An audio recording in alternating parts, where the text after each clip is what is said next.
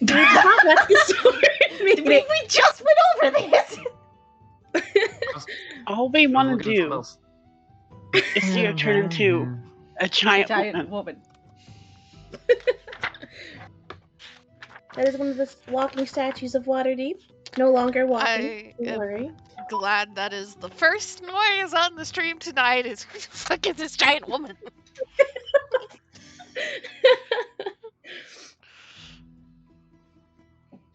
Oh boy.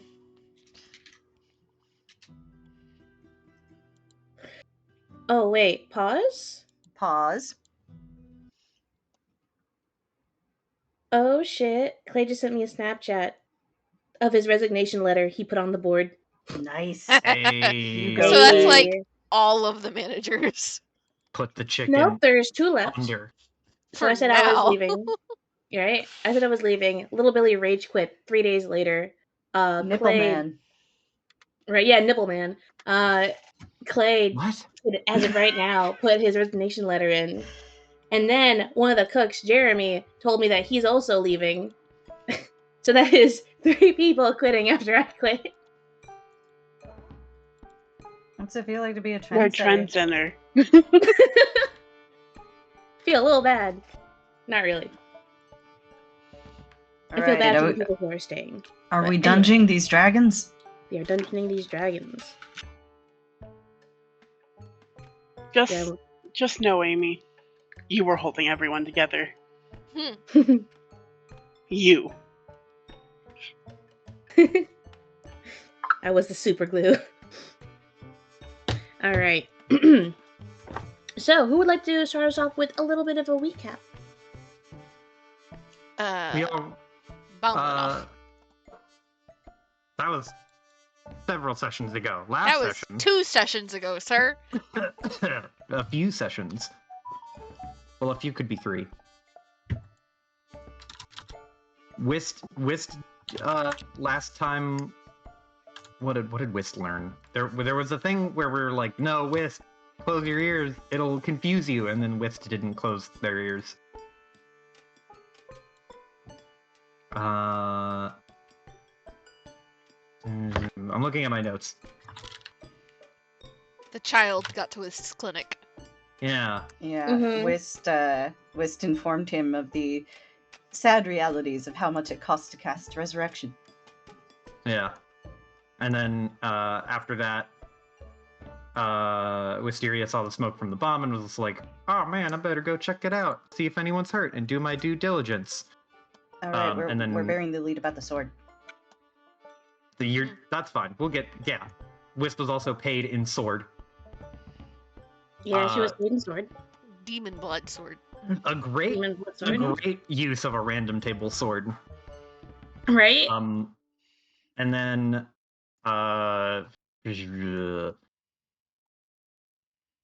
sorry, fucking music died.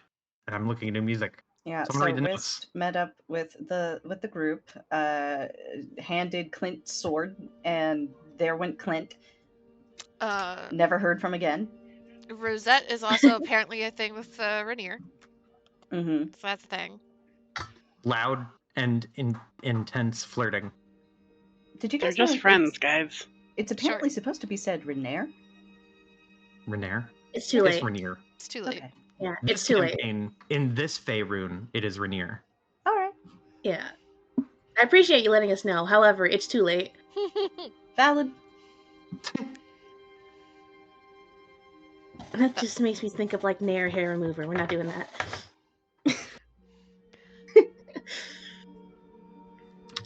Anything And else? Rosette left Rainier, and Rainier is apparently getting beat the fuck up and also not sleeping. So he's in some shit.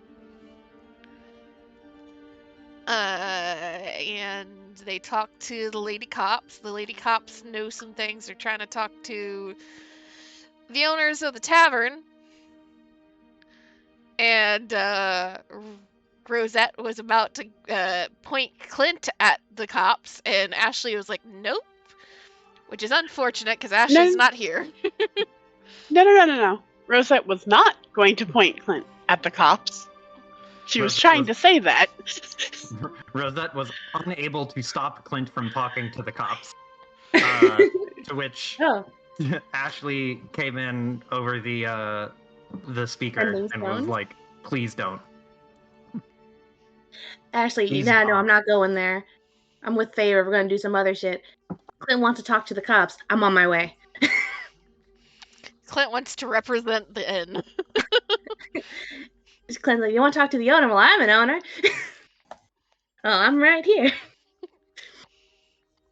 But yes. So we're gonna say that Ashley is currently in transit.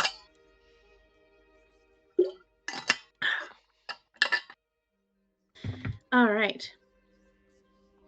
So we are going to flip a coin on who we are starting with.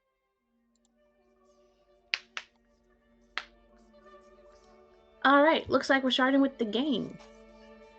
Miss Farah, if I remember correctly, has gone off on her lonesome favorite adventure. She's trying to track the person that she thinks through the fireball necklace beads before he gets too far away to be tracked. Okay. So we are going to right-click and loop, Joe. I'm testing out songs. Okay. Don't mind me. Understandable. So we're going to pick up with Wisteria, Rosette, and Clint over at the Troll Skull Manor still.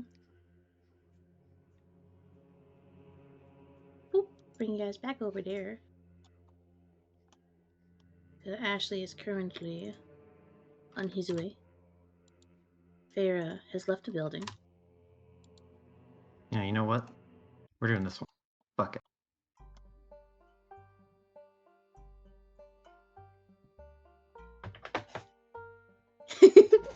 Okay. So,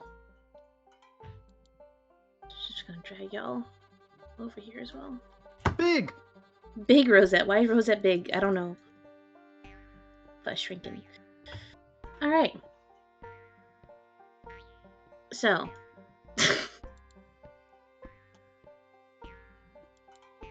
Appropriately Clint, I am. Yeah, I'm sorry.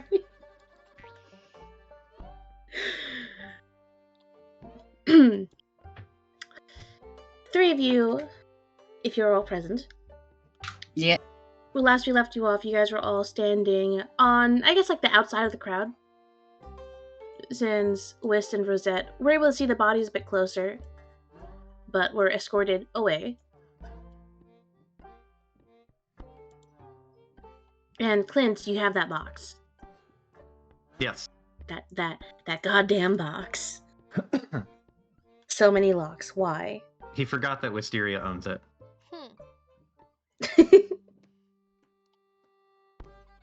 Whist is content to let him play with that. Like she's not gonna stop that. He's having the time of his life over there with that thing. He is. What's he doing with it? Like, as Rosette and Whist are joining him again, what do they see as they walk up to him? Clint has a like a bobby pin.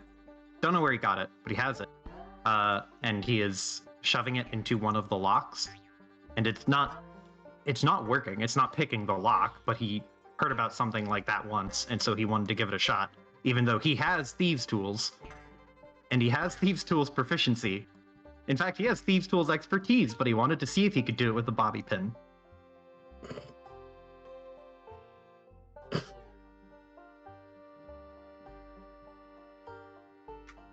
Whist, as she's approaching, sees this, registers what's going on, has herself a think, is like, haven't I seen him like pick locks and things like that? Doesn't say anything. Content to let him vibe.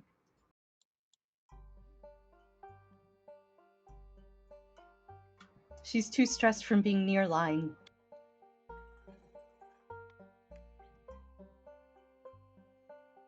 Don't worry, she'll get used to it. It'll happen again. She's gonna have to.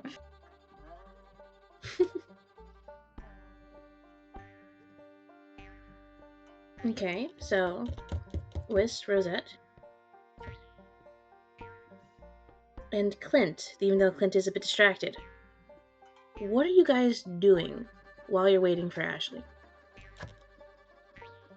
Because I will point this out because I don't think I stressed this before. It's not like you have to make the owners appear right now. Mm-hmm. You've got a day or two.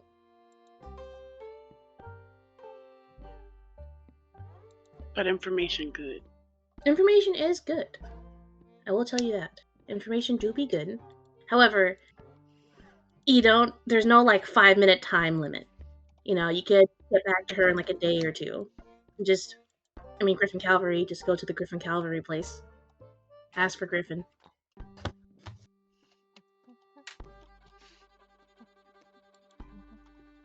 Can I sync? That's true. Can I sync an hour's worth of work into picking this lock if I just keep dedicating Clint time to it? And can I do it in chunks, or do I have to do it all at once? You can do it in chunks. Yeah, Clint's gonna continue picking at this. Okay, you can roll me Thieves' Tools. Some fools. Tools. Oh, I don't have my dice up.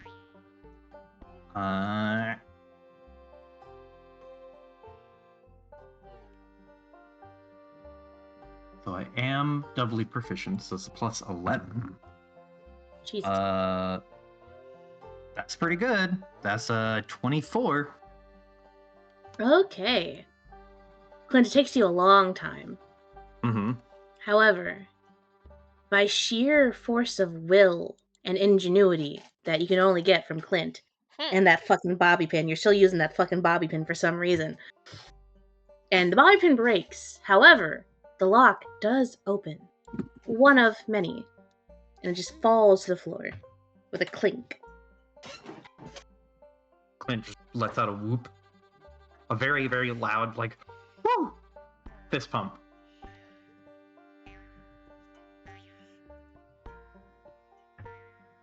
Alright. Whist sees this happen and tilts her head.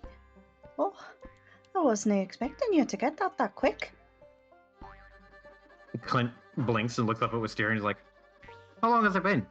He looks up at the sun. I thought it was only a few minutes. Well, it's been closer to an hour. He looks at the lock. And he turns it over and sees that there's several more. Oh boy. I'm gonna be here for a while, aren't I?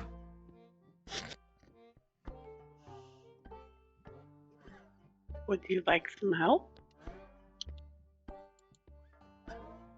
He looks at you, Rosette, and blinks and just goes, I guess if we all take one lock, it'll take a lot less time. And he'll turn around, just expecting her to be there, and he'll be like, fight. And he'll turn and look more. And he'll turn back to the group, to Wisteria and Rose, and say, do you know where Thyra went?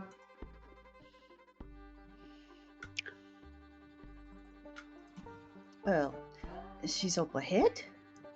Went on to the dungeon by herself. Clint blinks, and he is going to look at the box, and then look at you both, and then look in the direction of, the opposite direction of where they're facing. And just go, should we go get her? I think we should go get her. He looks at the box and he's like, there's too many locks for just me, but if we all take one, that's 4 locks.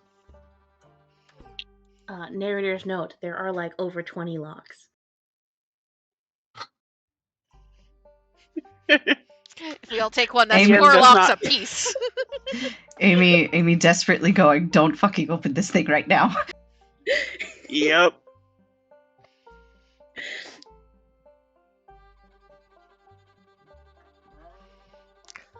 Oh shit, I don't actually have a stat block for this thing yet. I don't. You're not opening it this session, I'm telling you that right now. Miss tilts her head, studies the thing, looks around, looks to Rosette. Are they expecting us today? I mean, the sooner the better. At least that's my assumption. Think. Well, it wouldn't do to leave Vera alone, would it? Who's expecting us?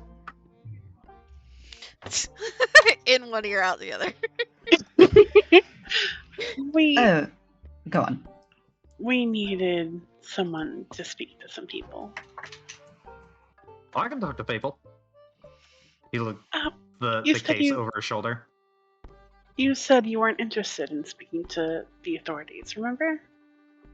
He makes a grimace, like a kind of sneer, or not a sneer, just like a disgruntled face, and just goes, "Oh, I don't like talking to coppers, but I will if I have to."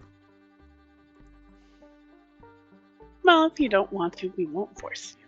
That's why we were seeing if Farah or Ashley would be.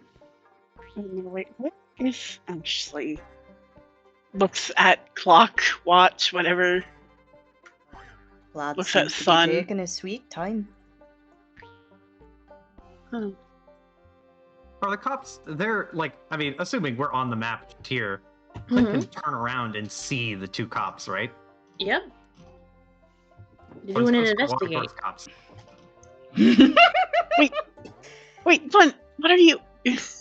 You don't need to speak to them if you don't want to.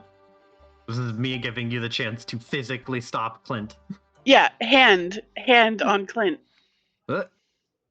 On his head, like on his arm or whatever. Like, you don't need to do that. Oh, don't worry. My daddy told me how to handle cops. Who was that? He doesn't pull his gun out, but he pats it and he's like, if not one way, then a stern talking to. He hooks a thumb to his, gives you a thumbs up. No, I don't think a stern talking to is needed. Yeah, you're just a conversation. Oh, right. He winks at you. Just a conversation. No, just a conversation. But... He winks again. Right. God.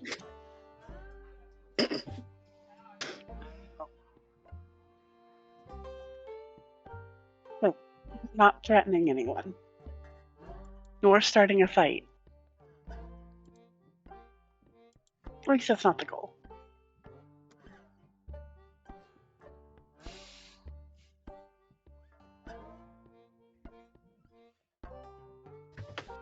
Are the cops looking at us? They're investigating. Not us, they're just looking around. Yeah, they're doing their jobs. Maybe every once in a while they look over. That's because they spoke with Rosette and Whist. But they're pretty focused on, doing their job.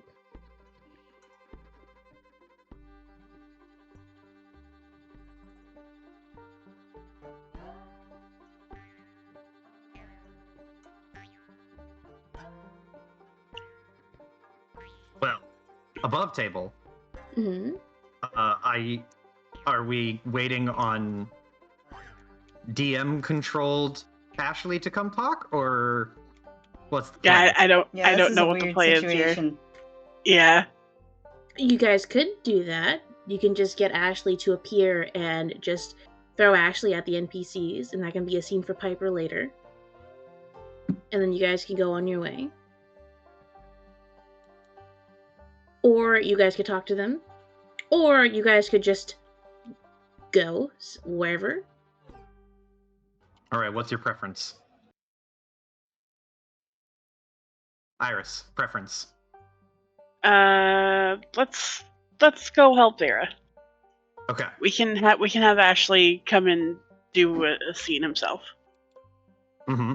Ashley can go and talk on a side scene. Yeah. I also would be vote Feyre. Vote catch up with Feyre. Kira. Yeah, that makes sense to me. Nice.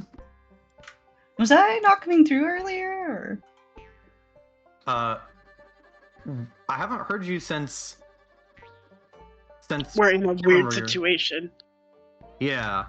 Yeah, I had a banger joke earlier. Oh, I'm sorry. What was the joke? I couldn't get it in. Aw. I was trying to say that as Clint is talking about the cops, Whist has a real winsteria on her face. Aw. Bang your joke. Alright. So, you are still making your way towards Feyre? Making our way downtown. Making your way downtown. Gonna go get Feyre. I'm gonna get some of these locks off. Pretty sure not downtown. It's actually uptown at this point. But Oh, ping? Oh, I love those guys. Sorry, I got distracted. Z distracted me, to be fair. So, you guys are making your way. Y'all like hauling ass? Y'all just, normal? Y'all taking your sweet time?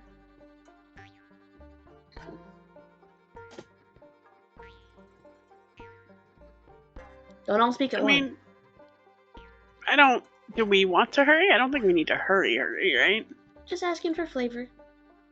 Oh, for descriptions. Yeah, I vote like brisk jog because Yeah. Feyre is gone, and I am metagaming us to get there in time so that Feyre is not alone for too long. She's gonna be alone for a bit though, like over an hour though. So, because Clint got the lock. So, Feyre's fine. Feyre is fine. not the one that tends to make questionable decisions in this group. Not yet. Says Okay. Warlock. That is potentially the only questionable decision she has made. All right. Selling your soul. She didn't sell her soul. We don't know that she sold her soul. Fair. She has a new sword with no drawbacks. Anyway, on Whist, Clint, and Rosette, all of you are making your way through the streets of North Ward. You see that the farther away you get from Troll Skull Alley and the tavern, the less worried people are. Because, less proximity, you see more and more people back to, normal life. You do hear some people whispering about, like, I don't know, there was an explosion of some sort. Don't know what that's about. Where was that again? Oh, that wasn't here? Okay. Well, I don't know. Probably hear about it in the paper later. And as you guys are making your way, what's the marching order here? Like, what's the formation? Clint in front with the sword. He's not trying to actively pick at the locks now. He is focusing on walking because he cannot walk and lockpick at the same time. But he is holding it like. Have you ever held like a bundle of like very, very long things that you can't really like hold well? It's kind of like a big bundle of wood where he has one arm underneath it and one arm over top of it, and he's kind of hugging it. Just kind of walking like that. Okay. And Rosette Whist? This is Side by not side? a good section. Yeah, I think we're side by side here. Yeah, side by side, we're making a triangle here. Because neither of Okay. them is really built for Triangle backlining. Triangle formation. Let's go. I mean, Rosette has slight tank. Slight. Tim has a knife. Whist is AC 12. Oh my god. And count of 31 hit points. Do you not have armor? Wait, Just don't need it. Whist, do you not have armor? I don't. Why? You're a rogue and a cleric. You're proficient in so much armor. I need it. I didn't buy any. So we're not doing buying equipment. It's in the stand. We'll visit this later. Oh, Jesus. Okay. Just like, wait a minute, you're naked? Get dressed. I didn't buy clothes. Get dressed. I fucking love Amy not realizing this until now, despite Whist having been in like 3 combats. To be fair, she was always fucking hiding. She hardly ever got hit. Has she gotten hit? I don't think she has gotten hit. I think she's gotten twice. Yeah, I don't think it was very major though. Yeah. I think it was like a, hey, does a 17 hit? And just like, yeah, it does. I'm like, yeah, okay, that makes sense, I guess. Your AC's probably like 15 or something. I didn't think it was a fucking 12. I would have dumped dexterity if I could have. We're gonna fix this later. Jesus Christ. Okay. So. Fucking. Okay. Sorry, I got majorly sidetracked. Distracted, yeah. So, 3 of you walking in triangle formation, buddy formation, safe formation, you know. Clint leading the way with his giant long box with so many chains and so many locks and so much rope and glue that almost like kind of doubled the thickness of the box itself. But as you guys are walking through,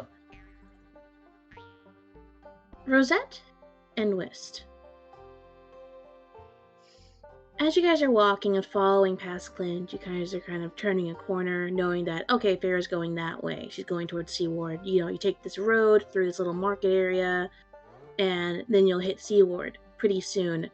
And as you're walking, the 2 of you see Clint collapse.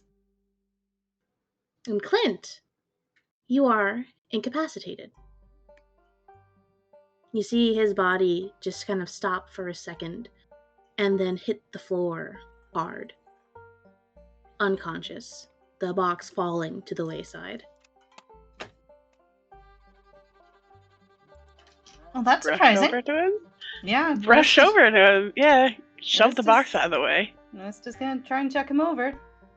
Do doctor shit. Alright, roll me a medicine, Whist. Alright, let's fucking back over here. Medicine. Oh, that's not great. Whist, I rolled a 3. Yeah, you're not sure what's happening. Rosette, you don't see anything that could have happened. Unless you want to roll medicine too. With you rolled a 3. It's like, oh my god, he has no heartbeat. Ah! Oh. Oh my god! Oh wait. That does Wish you sound can't find a very pulse. wrist-coded. Whist, you can't find a pulse. Oh my god, he's not breathing. Oh god. He's not breathing. What? I mean, I think Rosette would be more looking for external factors since she's not a doctor. Are you looking for external factors on him, or are you looking around? Around. Alright, roll me perception. Perception?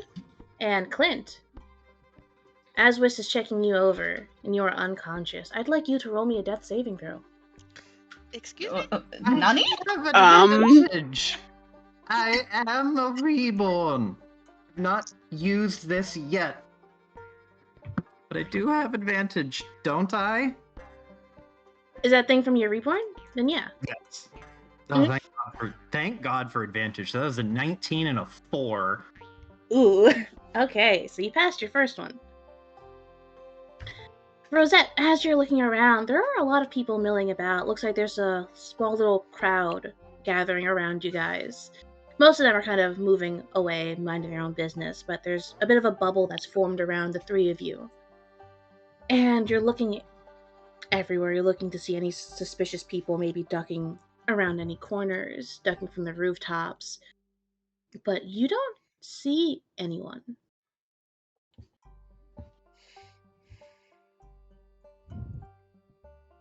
What's wrong with him? Why did he collapse? I don't know, Ken. He's not breathing. There's no heartbeat. There's no reason that he must have... You already knew that, though, right? Pause. Blink. Oh, I suppose I did. But there's something I'm not seeing. Roll me another medicine check, and Clint, roll me another death save. I'm sorry, Jill. I'm sorry. Let me see. Oh my god. And question. I don't actually. Yes. I haven't rolled death saves in a while. Do I add anything to them, or are they just a flat d20? It's a flat d20. Okay. A flat well, d20 and advantage. a 1 is double, and a 20 is double. With advantage, that is a 6. Yikes. Okay, so you passed one, you failed one. West has got a 16 medicine, boss. 16 medicine. Okay. So Whist, after being reminded, oh wait, this guy is undead. He's not supposed to breathe. He's not supposed to have a heartbeat, right? You kind of snap back into it. So I think it's just shock of seeing him just collapse in front of you for seemingly no reason. Has worn off. And as you look closer, you, Whist, notice that there are no injuries that you can see. It looks like whatever this wasn't caused by a sneak attack of some sort. And you can roll me an Arcana if you'd like to investigate further. Sure. I'm not great at that, but I'll roll it. Yeah. Okay. Alright. Clint, roll me another death save. So I'm 1-1 right now. What is going on here? This is... I have advantage. These are supposed to be getting better. That's a 9. That was a 9 and a 2. Well, Rosette, Whist. The two of you watch as Clint just kind of springs back up.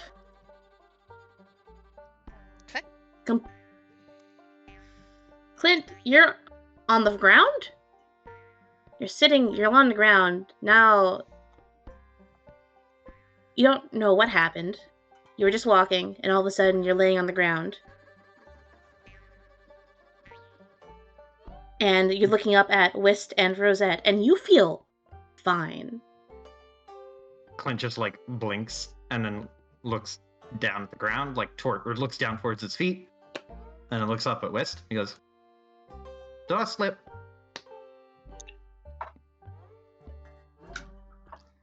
I don't know what you did. You fell? Are you okay? Clint touches the back of his head and pulls his hand away. No blood, right? No. He goes, it does. A little bump though. It's gonna be sore for a little bit.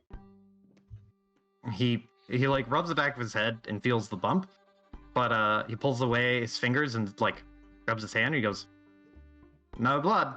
Seems good." And he'll give a thumbs up. "Are you sure I fell?" Look here. Man, I wish I had dancing lights or something. Whist is going to... You know what? There's probably something akin to a fucking flashlight or whatever in her pack. Dancing lights? Yeah, I was going to have her just run some tests there. Some simple tests on him. I'm sure she's got a lighter or something.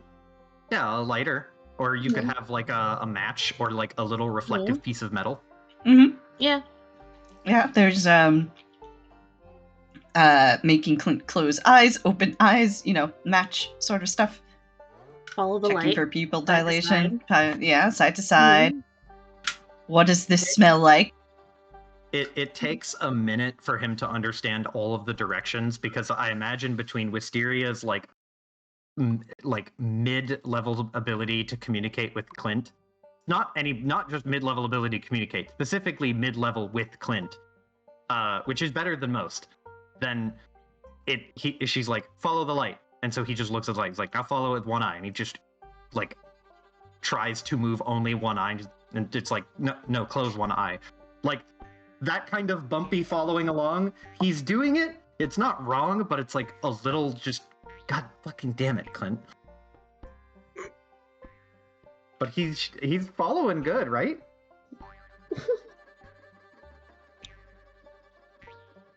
DM? Yeah, he's following good. Okay.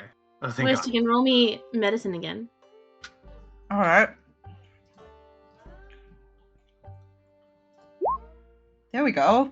Clint is in perfect health. As perfect as he can be.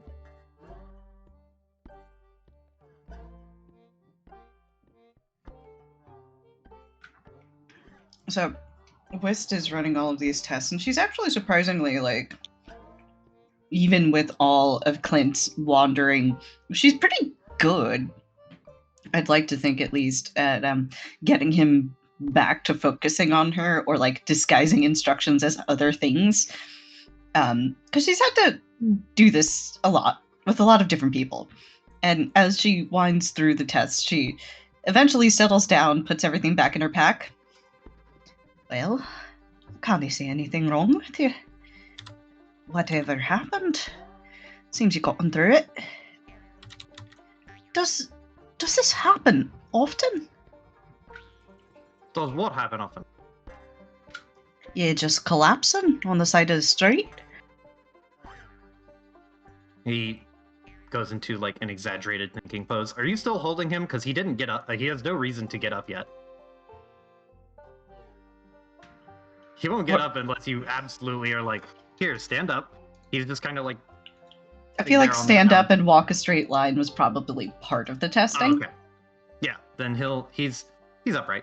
He like does the exaggerated thinking pose that he normally does, like hand on elbow, other hand on chin, and he just goes, no, I don't think I usually fall over and forget where I am for a minute.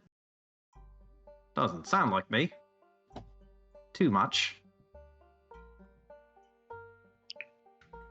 From what I can tell, nothing attacked us.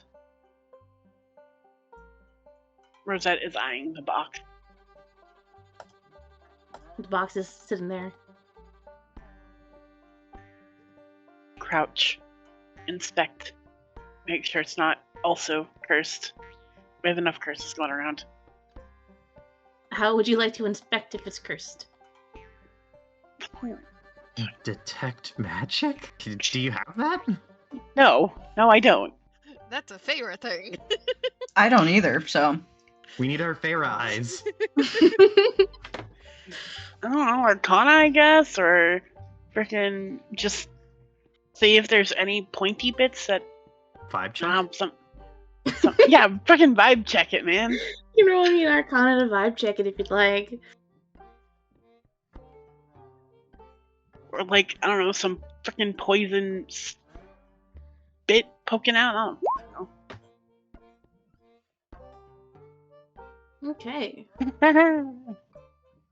So, Rosette, you scrutinize this box, and do you pick it up at all, or are you just inspecting it while it's on the ground? If the initial look over isn't bad, she'll pick it up. Yeah, initial look over, you see it's just a box with a lot of locks on it. You're trying to see if there's any hidden runes or any little bits of poison that you can see on any sharp burrs, and as far as you can tell, you don't see any. If anything, there looks to be some little runes on it, but those look like they're sealing it. But nothing you can tell that could have caused anything like what you just saw happen.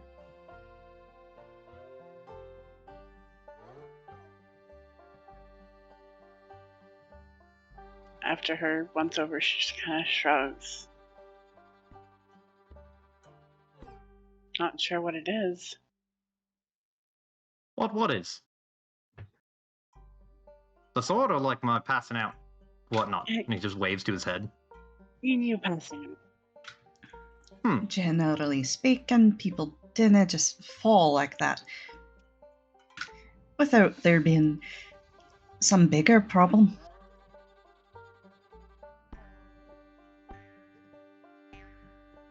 Clint just scratches at his chin. He just goes, Well, what are the odds that it's perfectly normal for a corpse? Hard to say. I don't often deal with corpses, but either way, I'm not fond of it. Clint just waves a hand dismissively and just goes, I'm sure it's nothing to worry about. You weren't in the radius of that blast earlier, or anywhere near it, right? The explosion? Nod. He thinks for a second and just goes, Not really. I was kind of near some glass, and it went, and he, does, splashy fingers.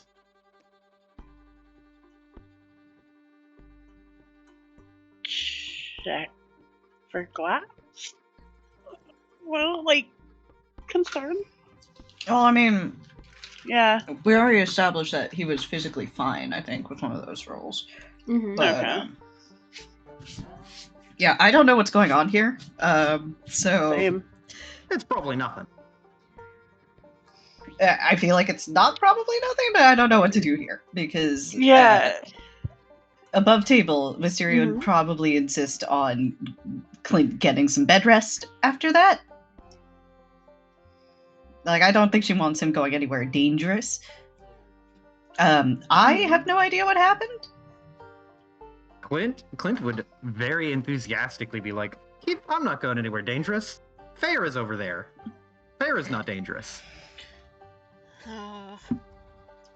Oh, Clint. Wish, if you'd like, you can investigate Clint a little further, but not look at injuries, and roll me another Arcana.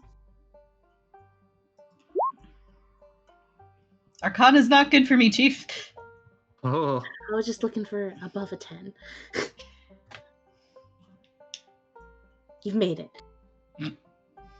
We did it, Reddit. You did it. So, Wes, now that, panic no longer happened, looks like the emergency part's over. Now you've determined that he is 100% healthy physically, there's nothing wrong with him, nothing attacked him, no sign of illness or disease that you're familiar with at all, or could recognize. He is in a perfect clean bill of health. So then you start looking at other things that you know might be causing these issues. And you remember that amulet that he's got on him. You've investigated previously. That kind of sparked last time you touched it. And you got a feeling as you're looking him over. You see that there is that slight little, thrumming from it. You can just practically hear as you, lean in close. You think, maybe it's got something to do with that, but you're not 100% sure. There's probably more to it.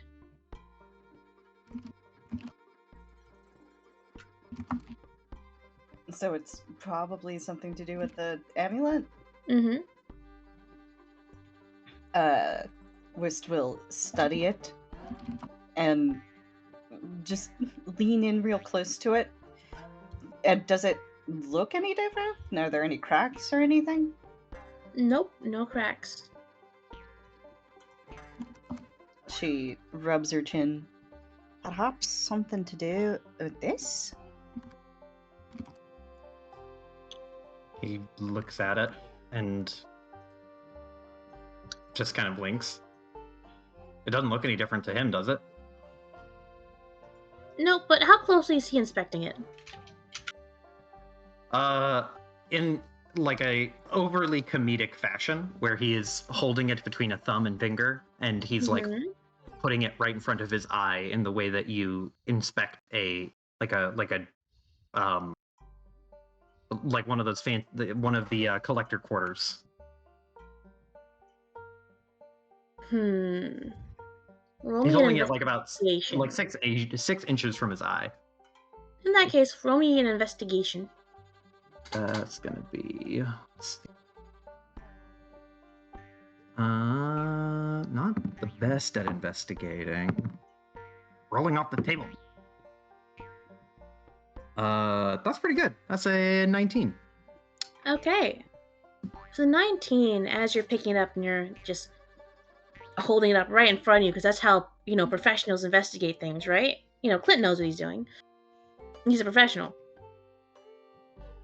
This is an amulet you're very familiar with. You've probably looked at it a lot.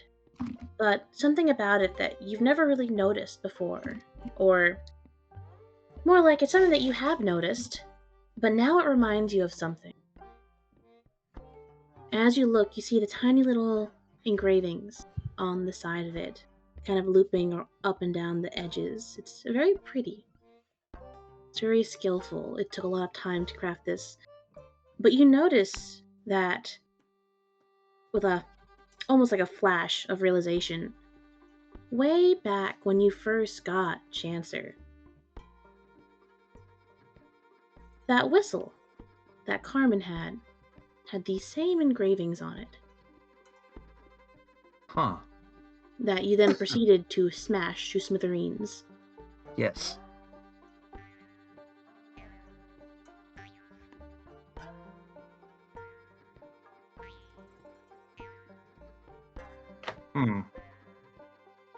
Do the engravings, they're just like loopy swoopy designs? They're not words? Yeah, loopy swoopy designs. Okay. They don't really seem familiar beyond the fact that I remember the whistle had them, right? Yep. The whistle had them. And Chancer's little nameplate also has them. Huh. How do you spell filigree?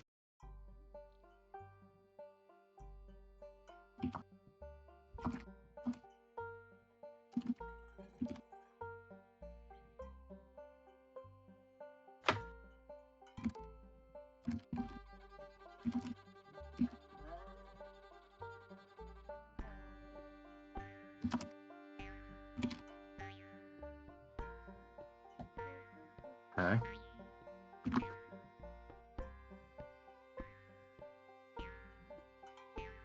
Well,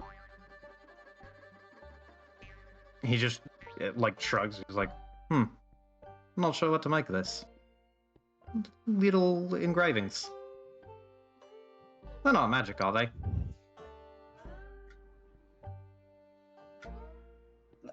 Are they? Is that a common magic thing? Like, they're not runes or language, but... No, they're not runes. They're just kind of like detail, style kind of engravings. The engravings themselves aren't magical. Okay. It's a design choice. It's the amulet itself that's magical.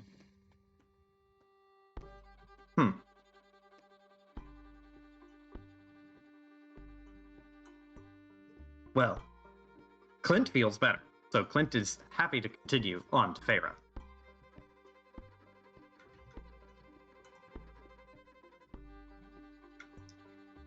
My brain Any is hitting a objections? programming loop.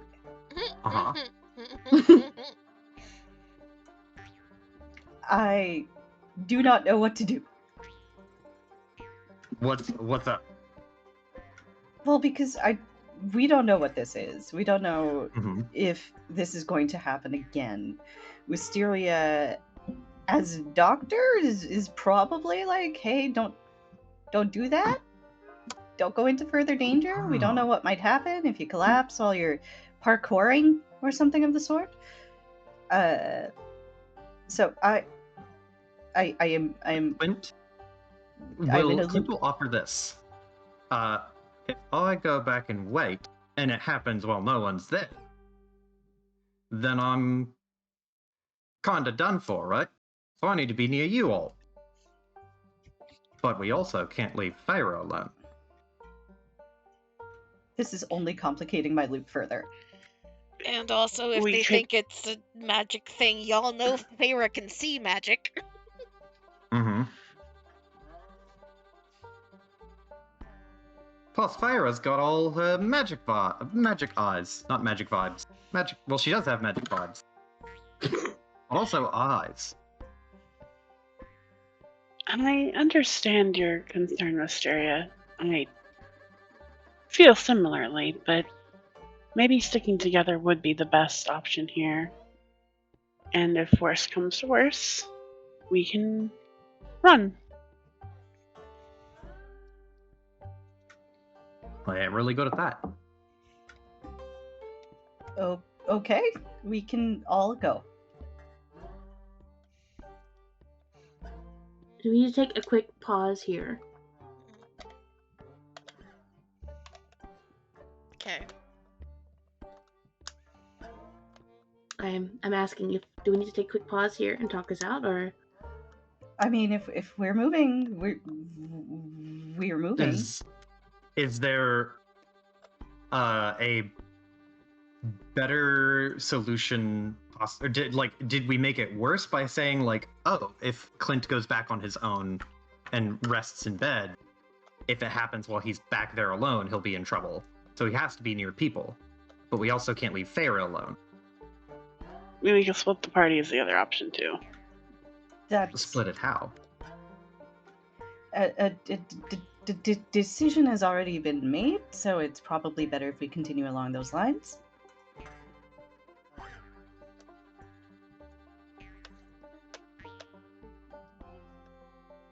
Okay. So, in that case, the three of you are going to continue on your way towards where Feyre is going. And with that, we are going to swap over to Feyre.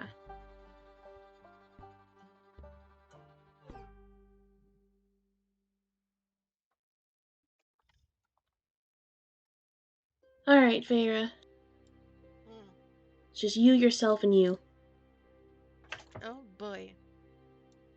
Where are you going? You said you're going to Seaward, correct? In that vague direction that you guys believe the thing's going? Yes. She's Okay. heading in that direction as quickly, but also as, like, stealthily as possible. So I imagine she's more up on rooftops and stuff, trying to, like, catch a glimpse of the figure. Alright. So, as you continue, you cross into Seaward, and there are rooftops aplenty. No shortage of ledges and perches for you to climb on and jump to and from. Can I get a stealth check? Stealth. Okay. You guys are rogues, I'm gonna make you roll stealth. Yeah, okay. That's good. That's a 25. Okay. So you're able to. It's pretty early, you know. I feel like it's around midday.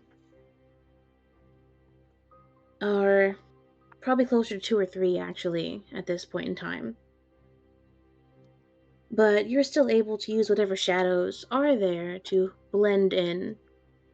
And no one from below looks up. They don't expect someone to be up on top of the rooftops, at least not in this ward.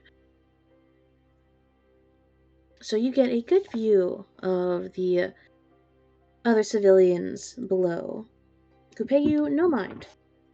Now, if you roll me a perception. Perception.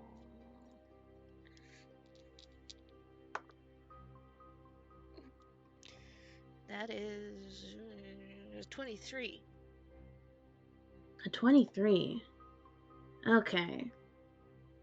You don't see any movement However, something that does catch your eye is what looks to be a boot print. You notice it because you're about to use that ledge to jump off of yourself. But there's a boot print already there. And you're pretty sure no one else, at least no one with good intentions, would be on this roof using this ledge as a launching point.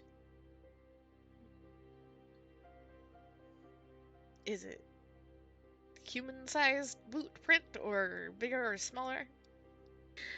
A little smaller. And the boot itself isn't a typical boot. It's much more uniform. It doesn't really have the treads that a boot would naturally have.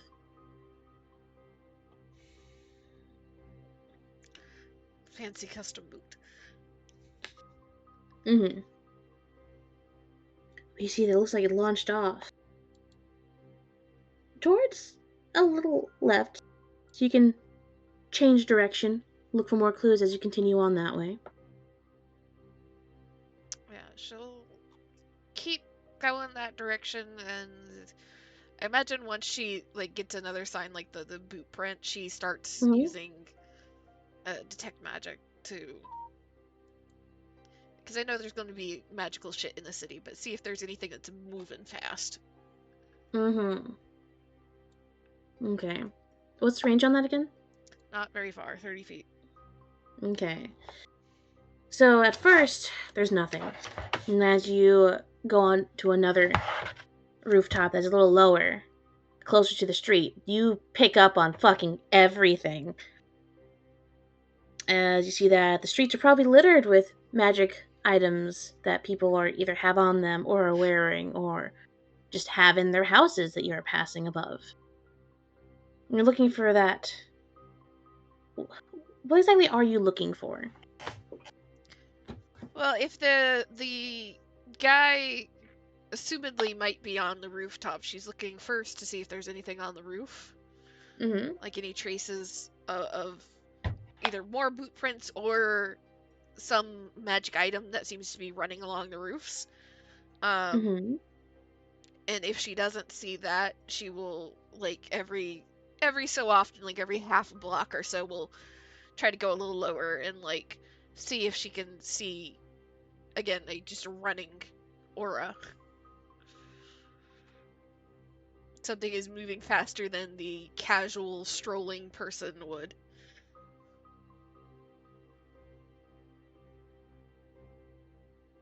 Okay.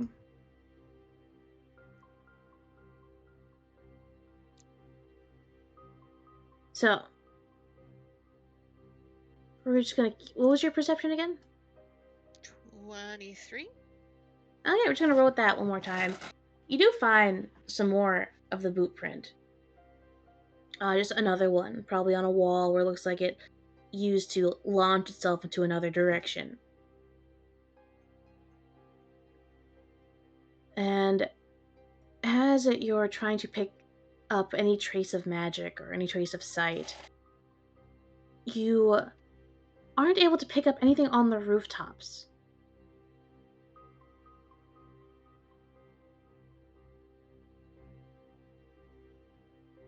It's just the streets below that you're able to pick things up, so whatever you're following, it's not close.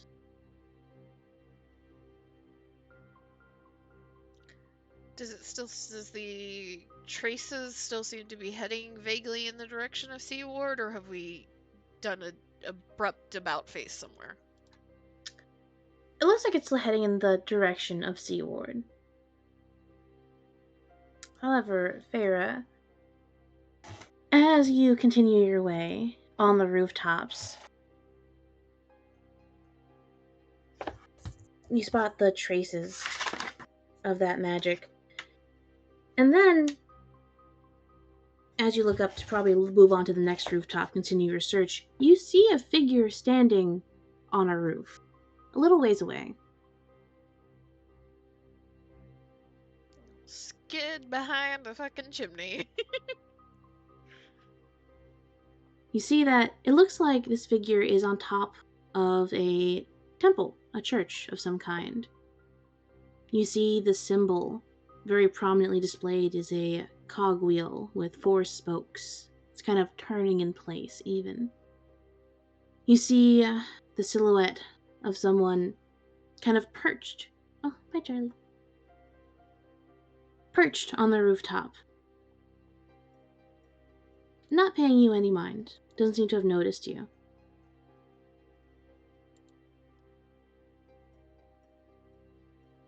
You see that it extends a single arm out.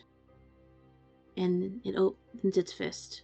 And then you see, rising from that hand, is a tiny little bird that takes to the sky. You see it does a few loops in the air, flying above the building, then around, doing a couple vertical and horizontal loops in the area. And then you see that it kind of twitches mid-loop, and then it starts spiraling straight for you.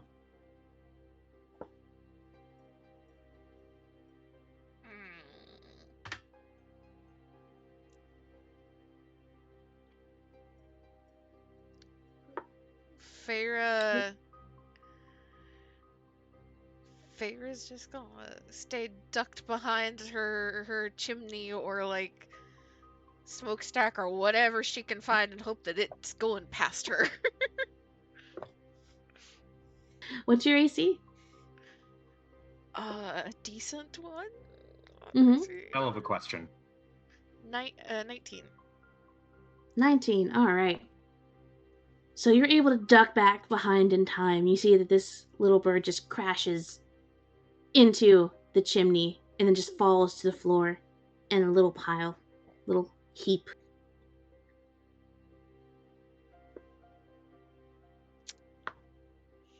Is it just a pile of feathers now? Actually, as you turn and you look at it, you see it was a mechanical bird. It's a pile of parts now.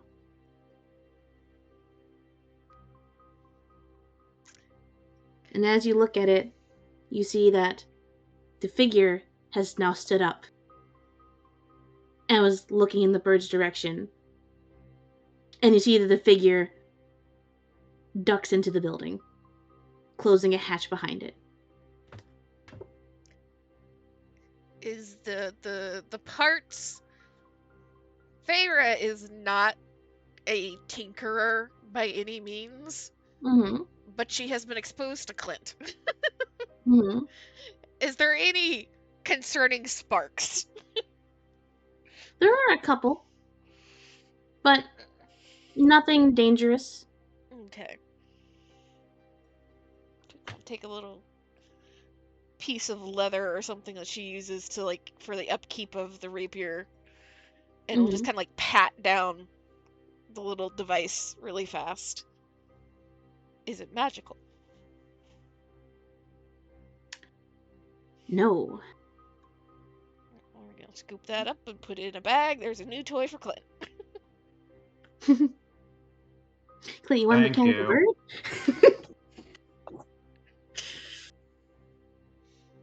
And then she's going to... the figure very distinctly went into that particular building, correct? Yep. She'll very carefully, much slower, kind of approach the building that has the cogwheel on it, and try to figure out what this building looks like and what's like immediately around it. Okay. Does she know what the cogwheel represents, maybe? Yes. This is a temple. This is a church. This is specifically, you see on a little placard outside, this is called the House of Inspired Hands.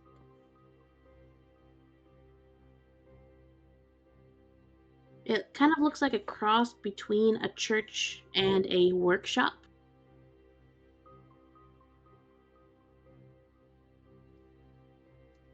But you see that there are some people milling about, most of them minding their own business. Most of them not really going in and out of it. You see the people around it are mostly just going to other places in the area, like say different like noble houses or different fancy places of residency if you're a witch, or other temples that are down the street.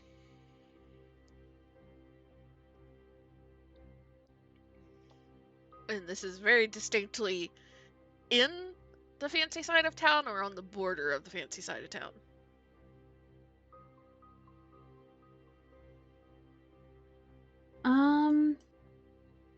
It's in, but it's farther towards the left. Like if you want specifics, I've got an address. Like it's on the east side. Not the east side, sorry, the west side. Okay, so it's closer to the ocean. Got it. Yeah. It's like over here in this area. Very much in T Ward, okay. Yeah.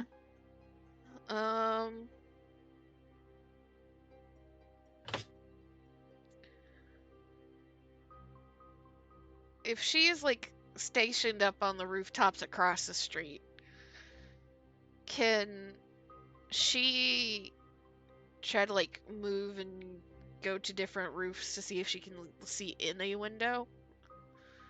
Yeah, at any sure. point? See if there's people inside or what she thinks might be going on. Mm-hmm. Yeah, you can try and stake it out. You can't see any windows on the upper floors. You can see the windows on the lower floors, and as you take the time to kind of very carefully maneuver, because I assume you still want to be stealthy, right? Yes. So yeah, that'll eat into some of the time. That you see fuck, where is it? On the lower floor, there are a lot of different pedestals put about, all with different types of machinery. You can't really make out details from outside and as far as you are, but you see there are things on top of pedestals on the lower floor, and that there's at least one person on the lower floor doing something, moving about. You can't really tell.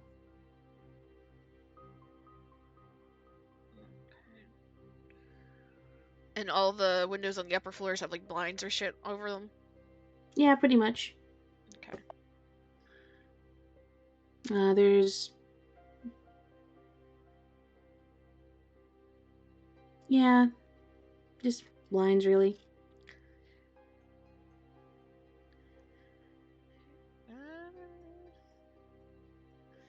Has she ever heard of this group?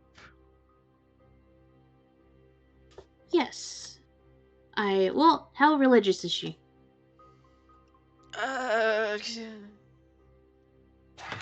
Religious? Not particularly, not gonna lie. She's superstitious. Hmm. Well, this is a temple of Gond. To give you, Z, more context. And Feyre would have probably only heard that, like, people here like inventions and shit. They like making things. And that's probably about it. So, do any of the upper floor have like a balcony or a window with like a railing in front of it or anything like that? Not really. Most of them are kind of just like shutter windows. They have like the horizontal like shutters that are kind of built in. The kind that you like turn and then they'll like rotate to be open. And they're kind of like that.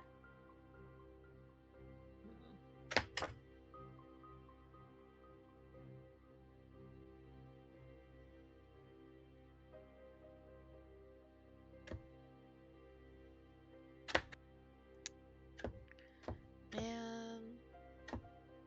know it would be the optimal thing here, but Feyre is also not that stupid.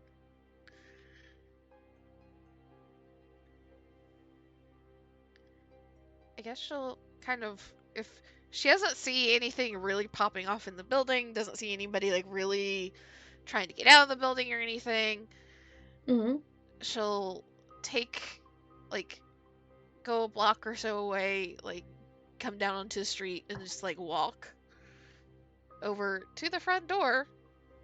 It's kind of like being nosy as she approaches, looking through the windows and everything. And on the ground floor, looking through the windows, you said you're going through the front door or, like, going around the back? Front door. Alright. You probably see through the front door, you see more detail on the things on the pedestals. You see one of them looks like a clock tower. You see, like, another machine that has, like, wings or something. You can't really tell from outside. You do see some more details.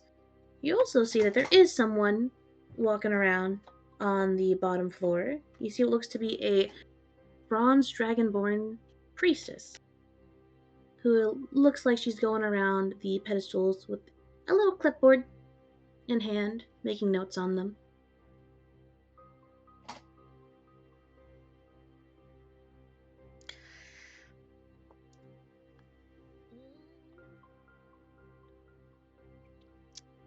Yeah, Feyre pulls out that bag with the bird parts again. Can she, like, detach, like, a leg, like a single foot? Yeah, it's all in pieces.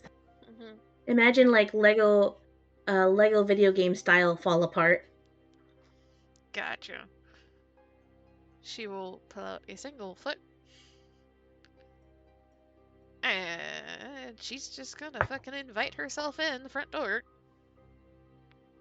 Okay. So, it's unlocked. It's a temple. You open it up. That's why we use the front door, not the back door. Yeah, because the front door is unlocked. Crazy. And inside, you see that it's pretty quiet. But you do hear the hum of machinery that you didn't hear, like, a foot away. Must be some really good soundproofing. And you can see why. You can see evidence of different workstations, different hammers and tools, and different machinery that would probably make a lot of noise when they're in use. And as you walk, are you approaching the priestess, or are you just checking things out? Just checking things out. Just kind of like looking around the room, taking her time. Yeah. As you look around, you see that those pedestals are actually, it looks like they're made of marble.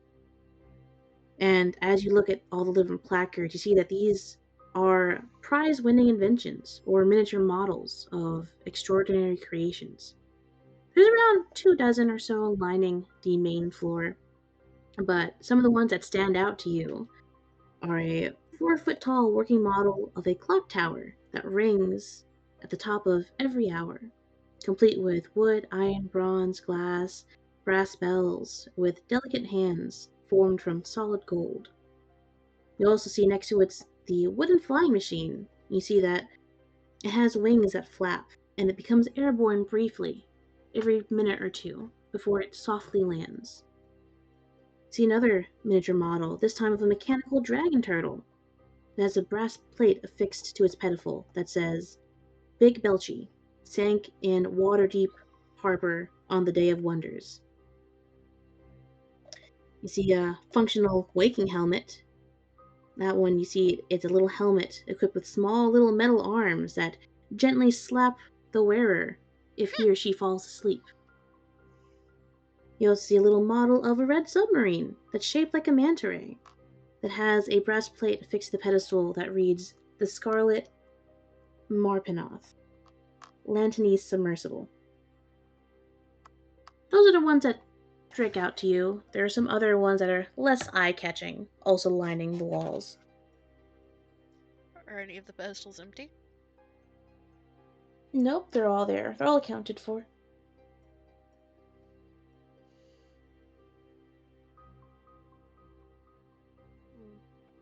You'll take your time kind of looking around, and eventually, I imagine, makes her way towards, like, in walking around the room, making the circuit of the room, ends up closer to the Dragonborn. Mm-hmm. And we'll just kind of incline her head in greeting first. And then after a moment or two, like, look back at her. Ain't all these fancy. You see that she didn't mind you walking around. She was doing her work. She inclined her head at you as well, at first.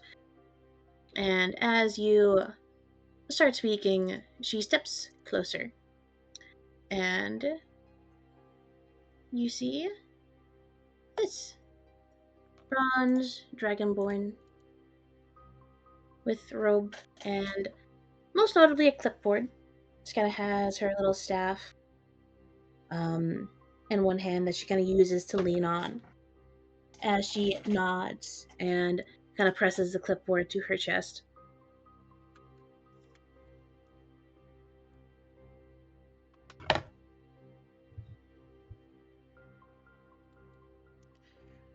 And Hello? Feyre will take a moment to kind of, like, look again.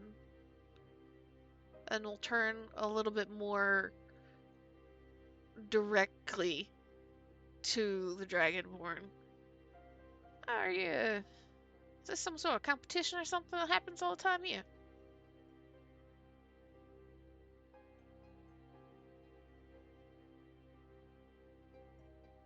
She kind of gives a smile as she steps forward a little bit with a gesture. I don't think you heard me earlier. I think my mic fucking died. Yeah, but, yeah. But with a gesture, she says, like, yes, this is actually the award-winning inventions that we've had over the past few years.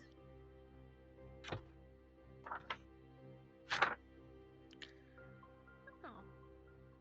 Can't say that I've heard of any type of competition like this in town. Of course, I'm not usually in town this time of year anyway, but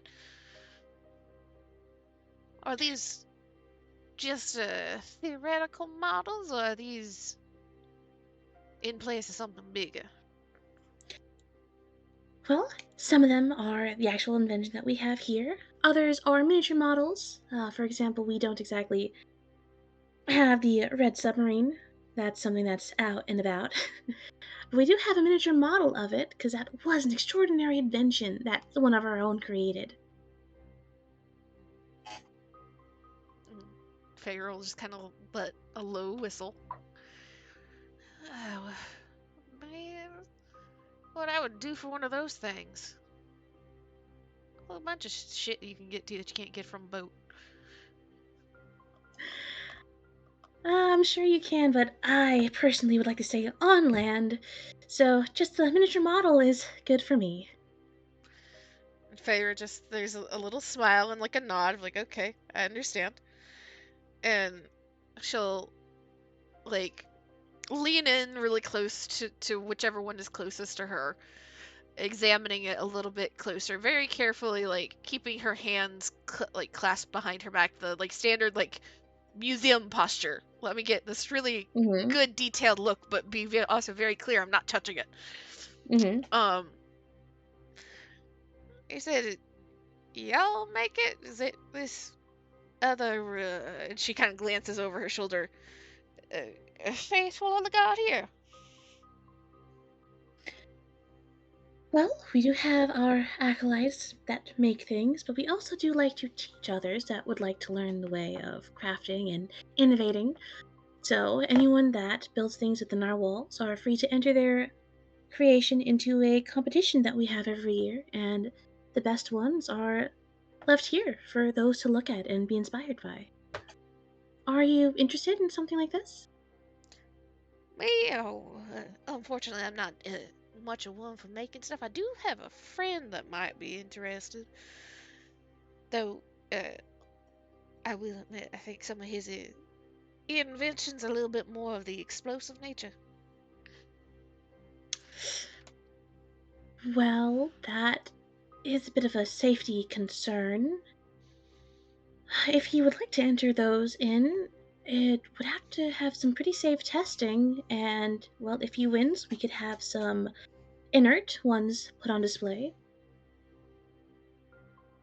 Feyre just nods and goes back to examining the one she's in front of for a moment, and then stands up and will, like, essentially pretend to pull something out of her pocket and produce the little leg of the bird from where she's probably, like, hidden it between her fingers.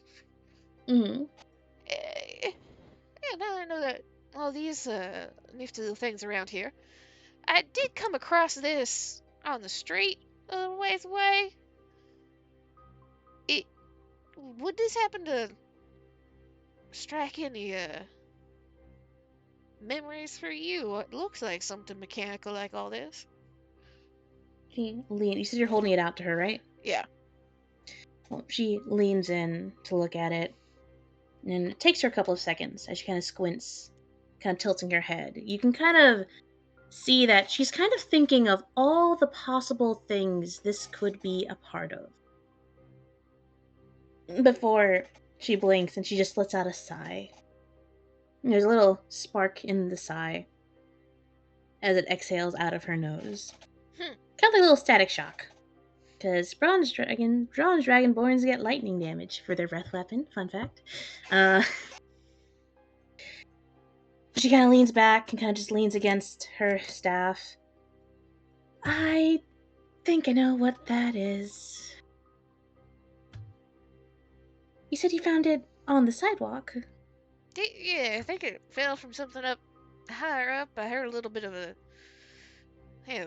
smack, and then a little bit of some metal sounded. So I went to go look what it was, and I found this.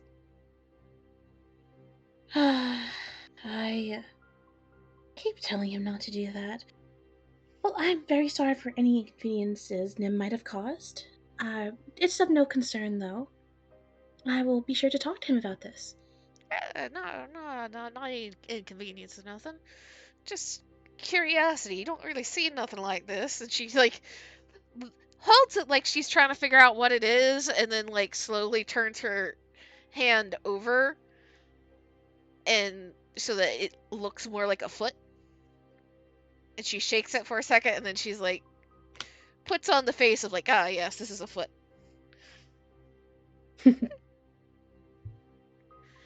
You said this was is in fact something that belongs to one of y'all's. In a way, yes. I'm pretty sure that this belongs to Nim. But there's only one way to find out. If you'd like to follow me, we can go and ask, and we can show him that. You See if it actually did come from him. Nim? Nim. N-I-M. Okay. I mean, if it's his, might as well return it to him, right? She nods her head. And she starts leading the way towards a spiral staircase in the back, kind of behind one of the larger walls full of workshop tools. And as you scale this staircase, you see that it leads to an attic door. And as you walk up to it, you see that Valletta kind of lets out a sigh. Very tired sigh. As she kind of just stands and tilts and turns so that you can see the door as well. And it looks like there is a lock on it. And she just kind of pinches the bridge of her brow before rubbing it a little bit. And he made a new lock as well. I'm starting to think he really is guilty for this. And she raises up a hand and she knocks on the door 3 times. She calls out, Nim, I have a nice lady here who'd like to speak with you about something. We might have found something of yours. Knock, knock, knock again. There is no answer.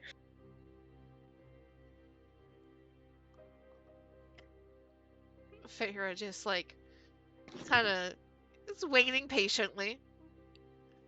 Here's the like, oh, new lock. She kind of is examining this lock for a second, tilts her head, looks at this cleric, looks back at the lock.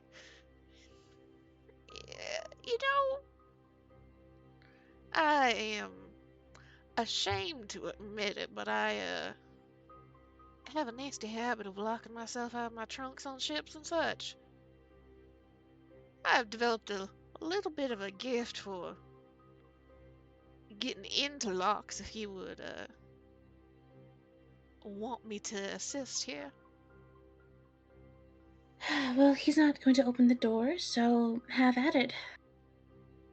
And Feyre nods and will step forward and she'll pick the lock. Roll me the check. The tools. Okay, let me see here. That's not as good. That's a 16. Ooh. Unfortunately, it falls shy. You see that, Feyre, this lock, it looks like a normal lock that you've seen before. So you go and pick it like you normally would. But you see that it doesn't work. And as you get a closer look, it looks like someone has changed out the entire locking mechanism entirely and just put it in the case of a more common lock. Which, a little impressive. You would have never been able to tell. Unless you're you. But also, as impressive as it is, it's also annoying. Feyre will kind of stand up straight after a moment, kind of stare at it. Permission for some bullshit. What are you trying to do? Can she use a little bit of magic? Technically, it would be using Ray of Frost, so it's well, no, I have a Presto. Can I have like the one of the like the lockpicks in and create a little bit of ice to like fill and hopefully be able to just turn like a key?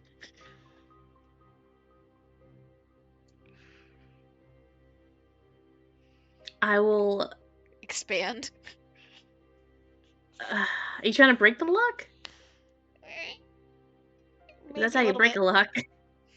If it gets her through the door. Alright, I'll let you roll it again. Hey.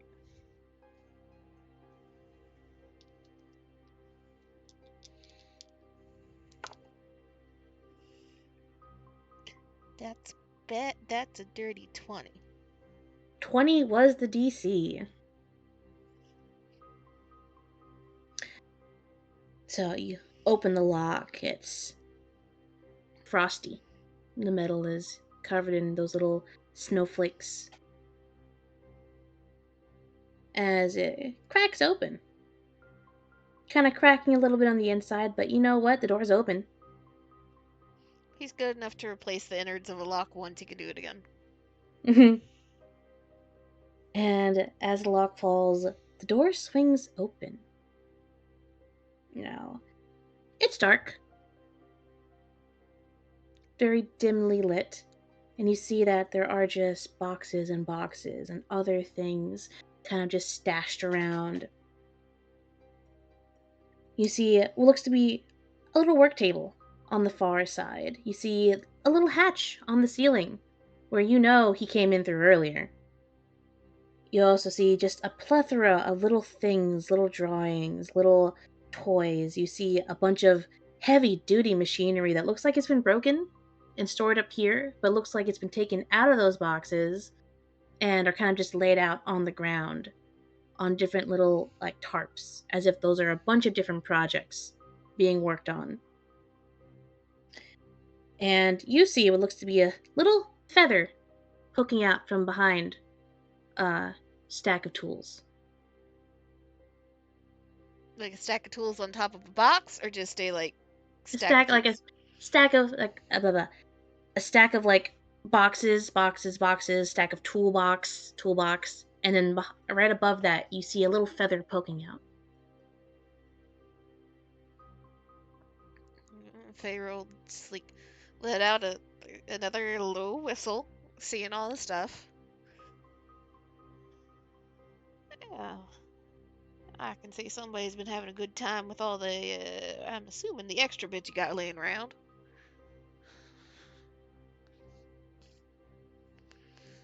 Well, we let Nim have their space to do whatever they would like while they're here.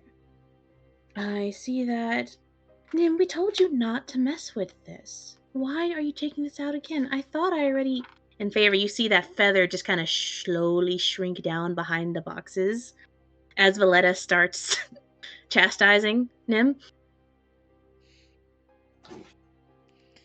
And Fair just, there's a little smile. And she will just start to like casually walk through the room, because it doesn't look like a bedroom, it looks like a workshop, right? Looks like a workshop. And just kind of investigate first one stack of things, and then another stack of things, and then work her way so that she can see around the pile of boxes. Doesn't look that direction at first, and slowly looks over. And you see a little guy who's actually not little, he's actually pretty tall. Before you guys panic, I'm gonna go ahead and just.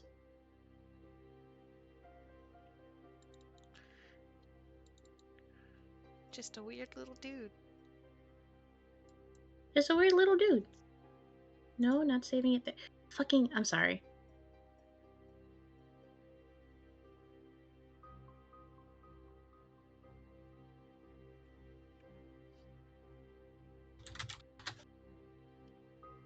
Sorry about that. Here's the full body of Nim. You see. Just kind of half crouching, half hiding. They look towards you, and then they look towards where Valletta is. It looks like she started cleaning up a bit. Talking about how, that rust gets on these tools if you don't take care of them properly. You can't leave them on the floor. They need to be in the proper toolbox. Nim, you know better. And you see that he just slowly rises, and his eyes kind of poke out from behind the boxes to look at Valletta before turning to look at you again. And there's just a very, very small single hand wave towards you. And Pharaoh will wave at him. Is Valletta talking, is it more the vibe of her just like complaining out loud, or is it like she knows he's in the room? She knows he's here. Okay. It's very much a vibe of a fair we have stumbled into is a like, hey, I found this baseball outside. And you're like, oh, okay. You know what? Let's go return it. And you stumble into a mom chastising their son about like, what are you doing? Like this, like you're not supposed to do that. And oh my God, this place is a mess. You're supposed to take your dishes to the sink. Why are they just piled here? You know that's going to cause pests. Like you know better. That's the vibe that's happening here. Pharaoh will kind of like gives him a little wave, and will look at Valletta for a second, and looks back at Nim, and will hold up the little bird foot. I've been told that this is probably something belongs to you. and see that he nods. Violetta is coming closer. She has a little toolbox balanced on her hip. Looks like it's got a rogue tools that she's found that she's placed in it. And she goes, "Right, Nim, what do you say? You know you're not supposed to let things out of the temple." See, Nim just kind of just ducks their head down and kind of rubs their chest with a fist. Sign language. Yes. So Farah will blink and then kind of straighten up a little bit. And I'll give a little nod. Ain't no harm done. Ain't gotta apologize for nothing.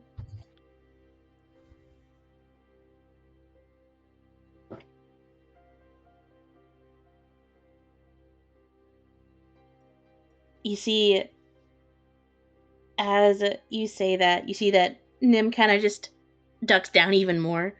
His head kind of just sinks into his chest a bit. And Valletta, who is just smiling and nodding, just like, yes, of course, you know, it's all good, sees that. And her eyes kind of narrow as she looks between the little bird leg the Feyre has to Nim.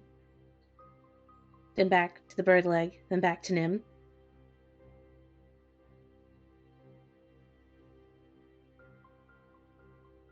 Nim? What are you hiding?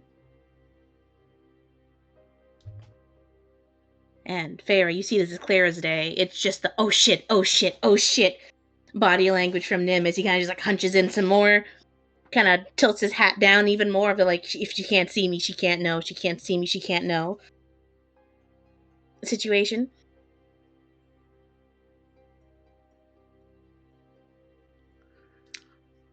Would you let a flock of these out somewhere? He kind of flinches a little bit.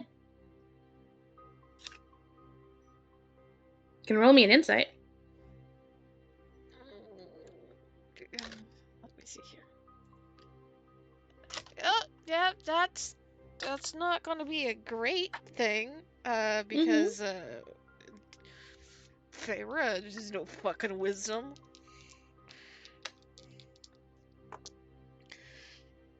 So it's a straight roll. It's a straight 16.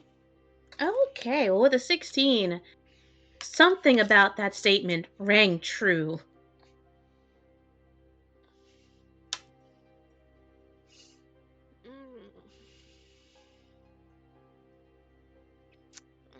Pharaoh kind of like tilts her head. Does Nim seem to fit any of the description that was given for the person that Clint saw? Yes.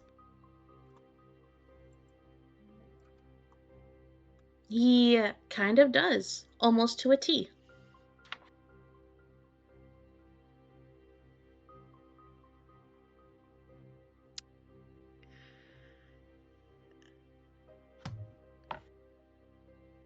Feyre will very slowly put the little foot down on the table and kind of rest, like cross her arms and rest her hip against the table. Moving as if to allow Valletta to lead an interrogation with Nim. But Feyre just kind of, after a moment, still staring at him the whole time. Yeah, I don't know exactly what agreements or anything you guys got here, but I would imagine if something needs to be got or worried about, telling us now, probably a little bit better than waiting until whatever needs to be got can't be no more. Because this little thing's already in pieces. She just kind of like taps the beside the table where the foot is. And see, Nim looks distressed. And Valletta looks very... She's not mad. She's just disappointed.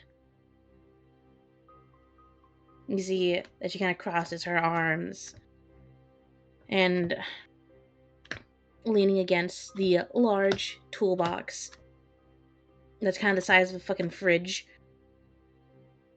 She says, "Right, Nim, you need to be honest. So what are you hiding? You know you should never hide things from us. We're here to help you. And if you made a flock of these or anything that got out, you know that we need to help you to find it."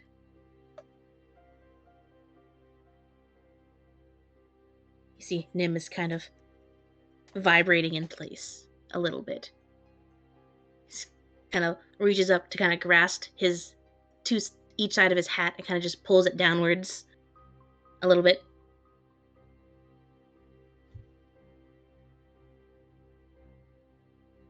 And he kind of just lowers himself in a little crouch. Tell you what, would it make you feel a little bit better if you only had to tell one person? I can leave the room if I need to, or she looks at Valletta and just there's like an apologetic smile. Or if you prefer to tell me first, I'm sure I can find a nice, easy way to break the news to our lovely cleric here.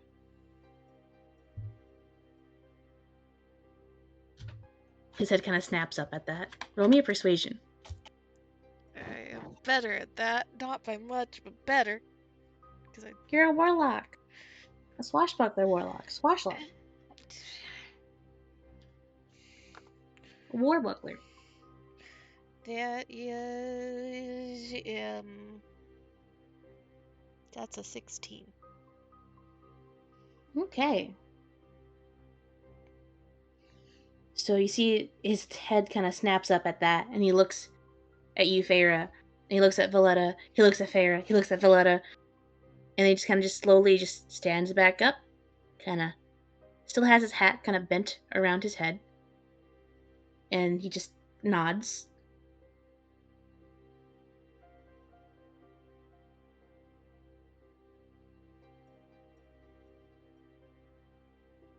Oh, which one would you prefer to tell? He looks between the two of you again. You see Valletta, who had her arms crossed and was looking very mad, just kind of just like let out a sigh as she kind of looks back and forth, back and forth. And she lets out the sigh as she kind of just like stops leaning against the box, and she kind of picks up the tool box again, as she's got a little basket of tools.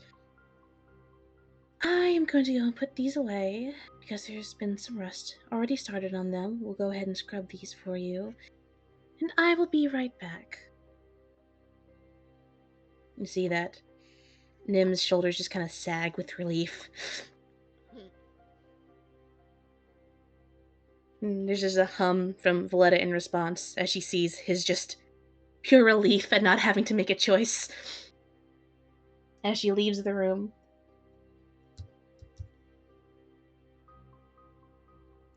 Pharaoh will wait until the footsteps have gone away just a little bit and will look very expectantly at Nim. I can't say that I am particularly good at figuring the signs, so you might have to go a little slow, but we'll figure it out. There's a nod. And he's going to sign some more. You see, movements, because he doesn't have a mouth, they're not accompanied by any like lip reading or mouthing of the words. It's just the sign itself. But they're very fluid. You can tell that he's very, like, he has a lot of dexterity in his hands, which probably makes signing and probably makes building things very, very easy for him. But as he signs, this isn't exactly Thieves' Cant. It's not the same one that Rosette uses. This is something that's been developed in-house, so to speak. However, the major things are still similar enough that you're able to get about, 60, 70% if he slows down and repeats things. So you're able to essentially get from him of like, I am lonely. I build things all day. I like building things. I love building things. But I am here. I cannot leave. I live here. They are nice. They are kind. I love them. But I am up here alone a lot. So I make friends. I build friends. I built the bird. That was a friend. The bird is gone. That is sad. But I will make more. But I made another friend. This one was a friend that looked like me. I know I'm not supposed to. It is against the rules. But I wanted a friend that I could build with. And so I made him. But a month ago, he left. I think he got scared. And he ran. I built something to try and find him. But I cannot leave, so I cannot use it. And also, Valletta will take my tools away if she knows that I broke the rules and made another one of me. I do not want my tools to be taken away. But I did break the rules, and my friend might have gotten hurt. I don't know where they went. This was a while ago. And he kind of ends his story with just his head just kind of downwards. That's sad, man.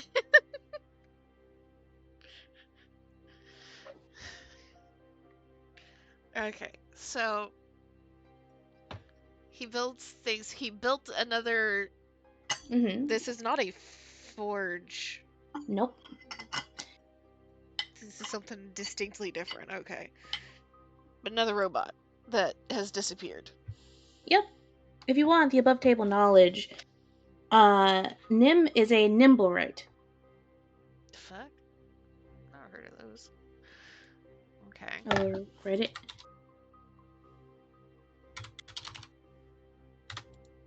A Nimblewright. So not a Warforged. Okay. And he.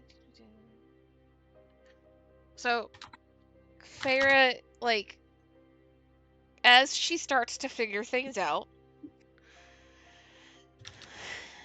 there's a slow sigh. And she nods. Yeah. If your friend disappeared a while ago, I think he may have indeed gotten himself in a little bit of trouble. I think I Nim was looks trying to distressed. find him and found you. Nim looks very distressed. And Farah just kind of like taps her fingers on her arm. You say you know how to find him, though? There's a shake of the hand and a sort of gesture from him. She'll just kind of like do the circle finger of like, go on. You see, Nim walks over to a bunch of bullshit, kind of just in piles. And as you look closer, you're like, oh, these are his inventions. Just a bunch of random shit that he's built for funsies. And he pulls out what looks to be an umbrella? Question mark? It looks like it was an umbrella, but it looks like the umbrella part shrunk and the handle part got a lot more complicated.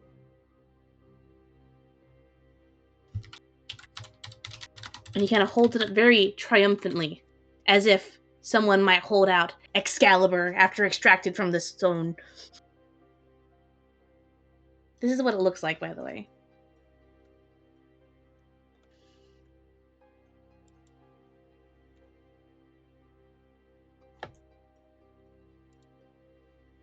Yeah, that's some bullshit. Yeah. And he holds it up very triumphantly, very proud of himself. Feyre kind of blinks for a second. Her tail twitches. That thing finds a friend. Nod. And she will just be like, not move for a second, not say anything for a second, and then a nod. I might need a little bit more explaining. I'm not, Unfortunately, I probably am the wrong person to be here. Kind of tilts his head as if like, what do you mean? You're great. But he will hold out the umbrella and he holds it in one hand and he kind of like does a demo of it, like an overdramatic demo of how to use it. Mhm. Like, it's kind of a cross between late night infomercial demonstration and also flight attendant safety demonstration. Very exaggerated movements. As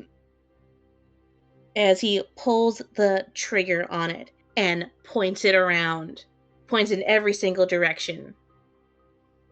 And then it kind of just gestured of a ta-da, that's how you use it.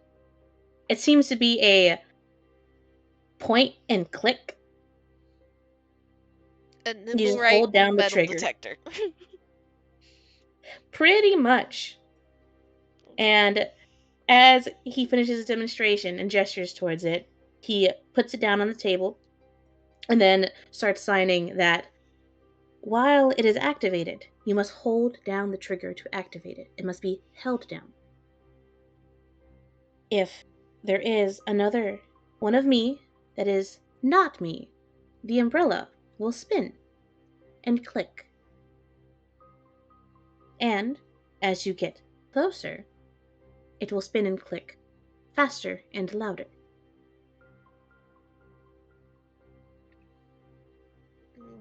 Feyre nods. It has a range.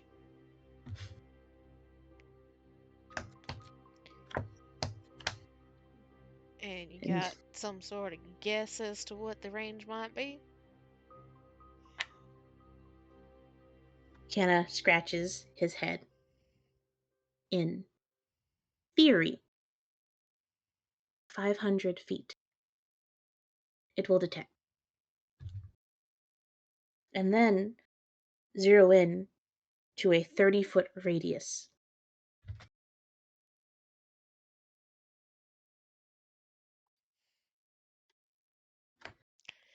And Feyre nods. And she's kind of staring at this thing. Not fully believing what he's saying, but it's about the best lead she's gotten thus far. And we'll look back at him.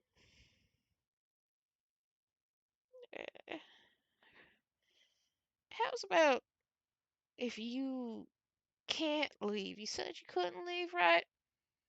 What? There's a nod. Is there a particular reason why?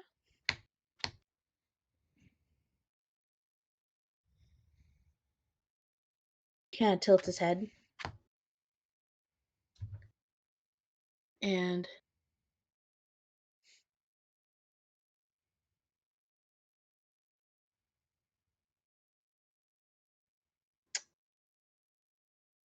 he kind of messes with his hat for a little bit before he walks over to be a little closer, more in conversation range, no longer in demonstration range. I was given to the temple as a gift to live here. I wanted to come here so I can create. However, I cannot leave the grounds.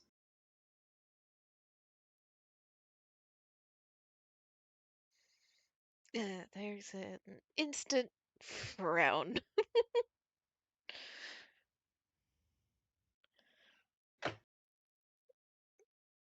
So you stuck here. He nods.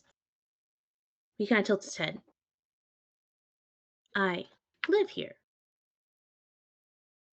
but I also cannot leave. Have you asked to leave?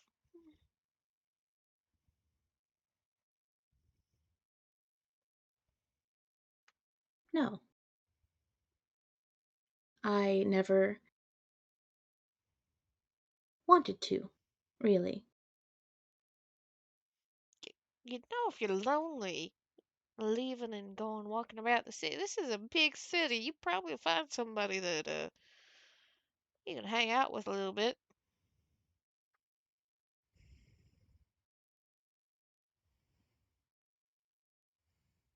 But people are scary.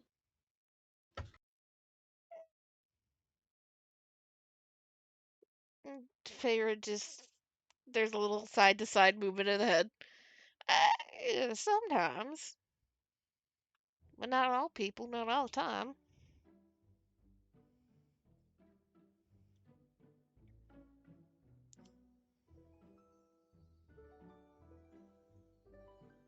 He seems to be just computing this.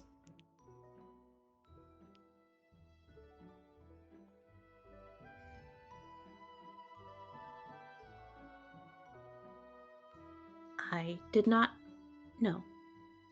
I will investigate further. The creation of button. Yeah, can we change Button's backstory? And Feyre just nods once, looks back at the device, and looks back at him. Why don't, if you let me, why don't I take this thing and see if I can go poking around and find your friend?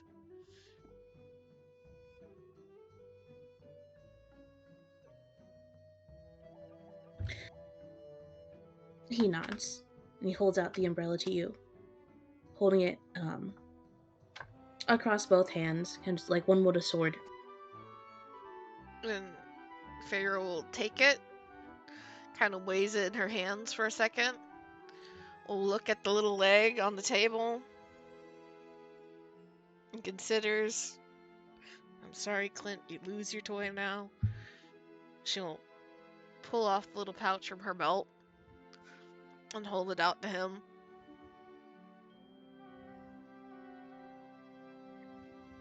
He looks at it. He looks at you. He looks at the pouch. Yeah, I found a little bit more than a leg.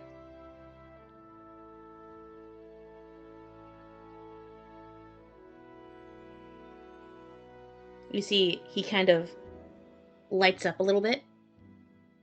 Like, literally. Before dims back down, and he kind of reaches out a hand of like, can I have back? Like as soon as his like hand is close enough, she'll just like push the bag into his hand. Yeah, those things look fancy enough. You need to be fiddling with them a little bit more so they don't go crashing into things. Kind of ducks his head in like a little "I'm sorry" gesture. You're fine. Just shame to see something that looks that neat go breaking itself. It's a nod of a like, yes, I agree. And I'll see what I can do about finding your friend. Can't make any promises about that, but at least somebody will be out looking. And I wager if you ever want to dare to go out on the mean streets of the city, head over to Northward some point and visit Troll Skull. That's where yeah, me and a couple of friends own it. So he's committing this to memory as he nods. And he puts the bag down on the table so he can continue signing. I will try. However, people are still scary. And Farrah just kind of smirks. People are scary. Am I scary then? Not anymore. And there's a little grin, and she nods. See, you just gotta give him a little bit of a chance. Anyway, at least if you're in and around Northward and anybody gives you any type of trouble, yeah, me or one of my friends will make sure to take care of it for you.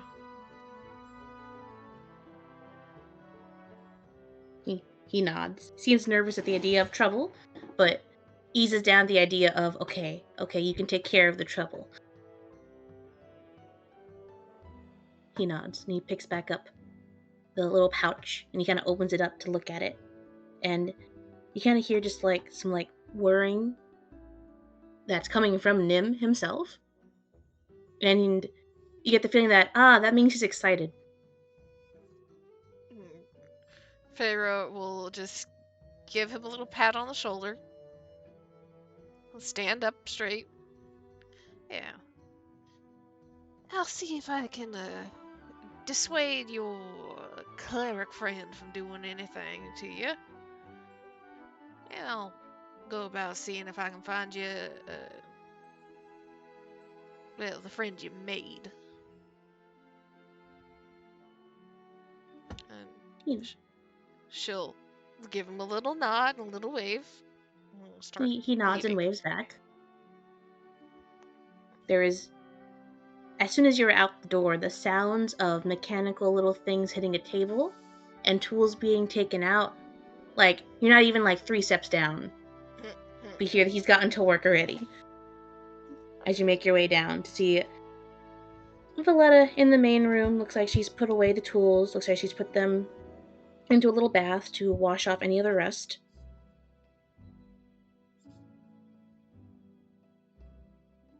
She turns to look at you. Tired, but it's still a smile, a tired smile. A smile nonetheless. You got yourself an interesting one there. He really is very bright, though. In a particular reason he's not allowed out of the temple? Well, at first it was a safety concern. He is charmed to not be able to leave the grounds, and that's both for his safety and for anyone else's. When he first came here, he was very unfamiliar with the city. And after that, it was more a concern of him getting mixed up with any of the other nimble rights that are in the parade that we have once a year and getting taken in by them. But after that, well, it's just never really crossed anyone's mind. He seemed content with his tools in the attic. I offered him one of the workshops to be around some of the others, but he insisted on being in the attic. There's kind of a click of the tongue, and Sphera listens to that. It's kind of like looking back up the stairs, and we'll look back at Valletta.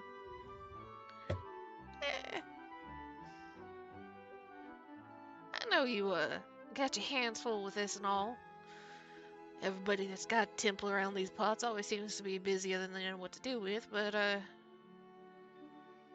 it might be worth it taking that charm off, and I don't know, you said you got some acolytes and stuff around. Having them walk him around a little bit.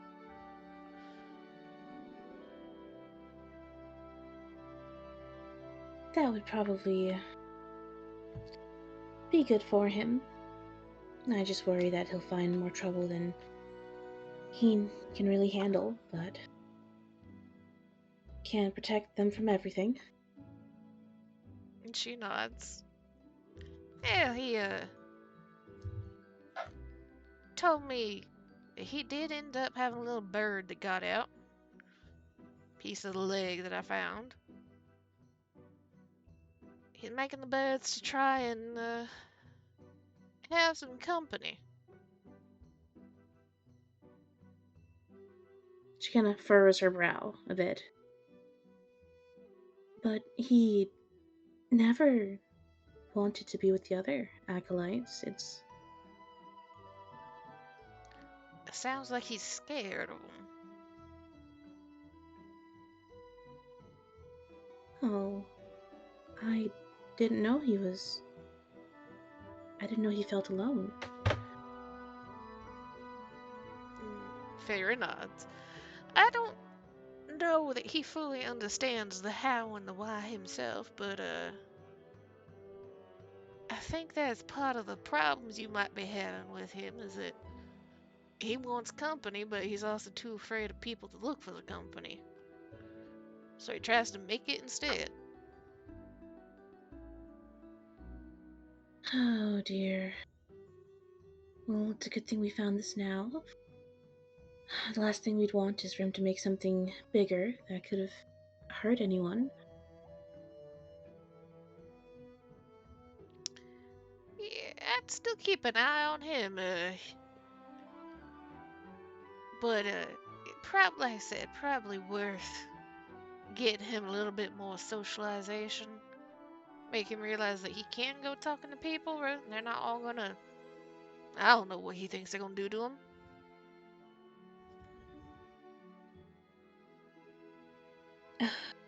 That'll definitely be my new pet project.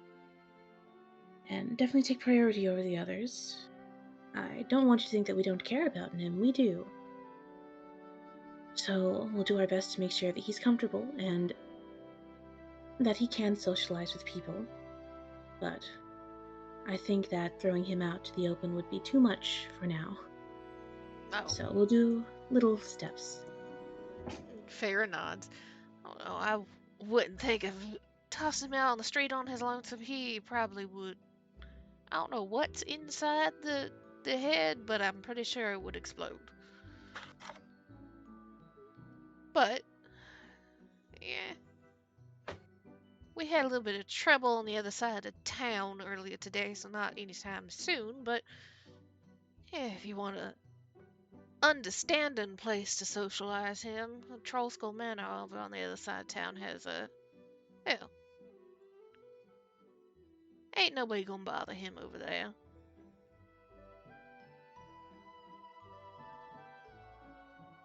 She nods her head. Well, I will certainly keep that in mind as some of the first places we have him visit once he's comfortable with it. pretty sure that my friend that might be interested in your competition would be more than interested in the how and why Nim's working. Oh. Well, in that case, maybe meeting your friend could be the first step to socializing him with someone outside of the temple. Feyre nods. Clint has golden retriever energy. That'll work. Clint's also very intense. I was thinking about that the entire time. I was like, he's gonna come off strong. So hopefully this doesn't ruin all of the rapport that Feyre built. Trying to call me Clint. Feyre's around to be the buffer. Hmm. Feyre understands how to fucking translate the Clint. Mm-hmm.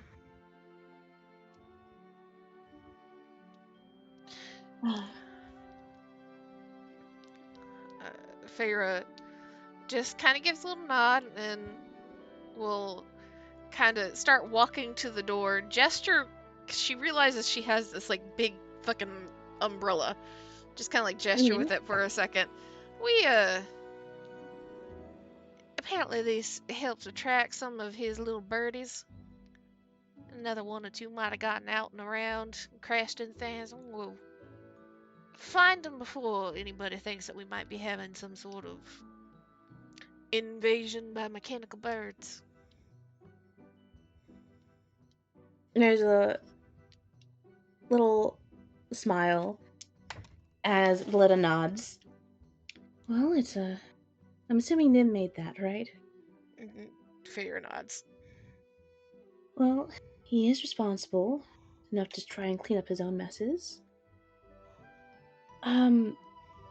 If you do find the birds and either return them or take care of them, and if you come back, I do feel awfully bad for you to take care of that. I can pay you for that. Feyre kind of smiles. I ain't no worries. I was gonna be wandering around the city anyway, but if I find anything, I'll try to get him back to you. Nothing else.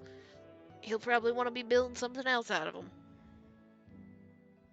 Alright, if you can bring back the gear or just collect them all, I can repay you in gold, or, well, we do have devices that we do make that we have extras of.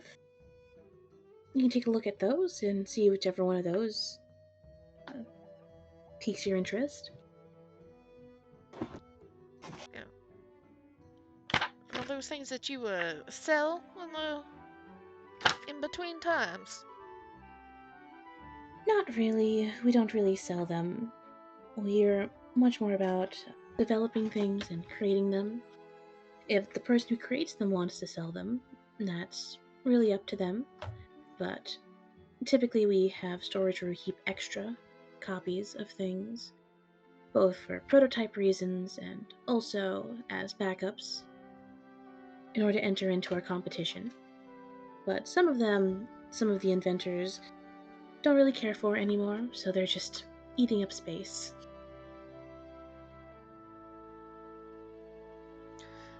Feyre nods.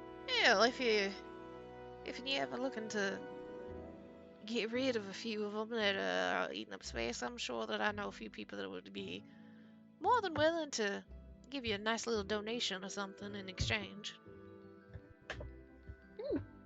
And she gives a nod. It's like, that would be perfect, actually. We don't mind sending them our way whenever you get the chance, of course. Feyre smiles. Oh, it's been a pleasure, Valetta, and a pleasure to meet him as well, even if he's already going and making whatever he's gonna be making. It's a little laugh from Valetta as she gives a smile. It's a pleasure meeting you as well. You and your friends are always welcome here, if you want to either visit Nim or see whatever else we've got. There's a little, a genuinely friendly smile from Feyre. She looks around.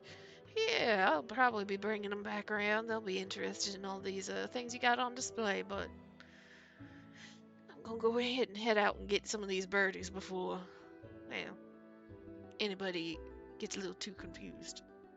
Right, we can't have invasion of the birds on the paper. There's a snort, and then Feyre will just kind of give a little, like, half salute, casual, like, 2-finger half salute, and then she'll head out. Okay. Successfully solved part of the mystery. At this point in Without getting time, stabbed. without getting stabbed. Well, she almost got stabbed by the bird. It would have done like 2 damage. If she'd gotten stabbed by the bird, would it have been in one piece? No. Oh, It breaks on impact, unfortunately. It's not made to attack people. that's sad. It's made to just fly around.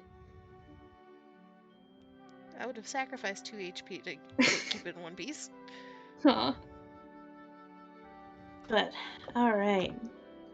It's fair as you leave, a weird umbrella in tow. Clint, Whist, and Rosette, 3 of you have made your way towards Seaward. Making our way. Making your way. And What's Seaward look like? It's the fancy buildings. Mm-hmm. fancy schmancy. Seaward. This is where all the wealthier people live, all the merchants who are really, really successful. Also, a whole lot of noble families also live here. So the buildings are much fancier, much nicer, much cleaner.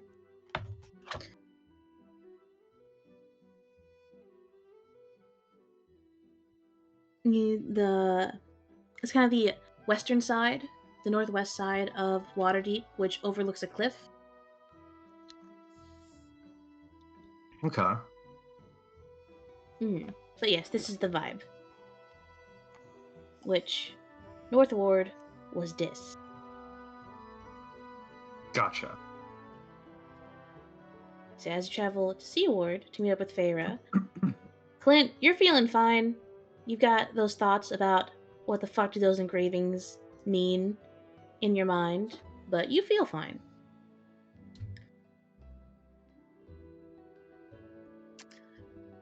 I imagine once Feyre gets out of the temple, she will use the sending stone. Like, any of y'all not fucking around with the cops right now?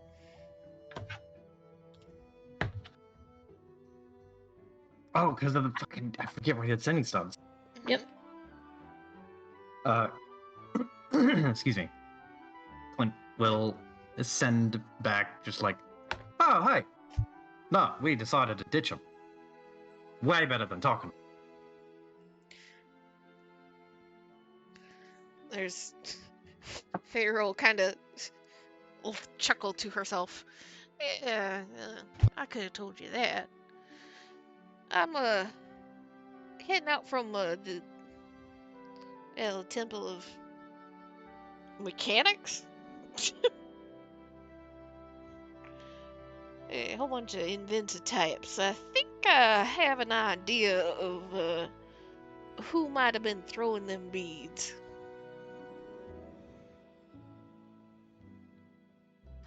Wait, so you solved the mystery? Possibly. I have not found the person. But who is halfway there, I guess.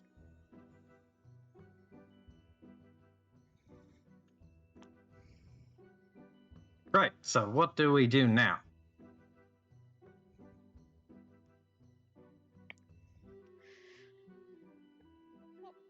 Yeah.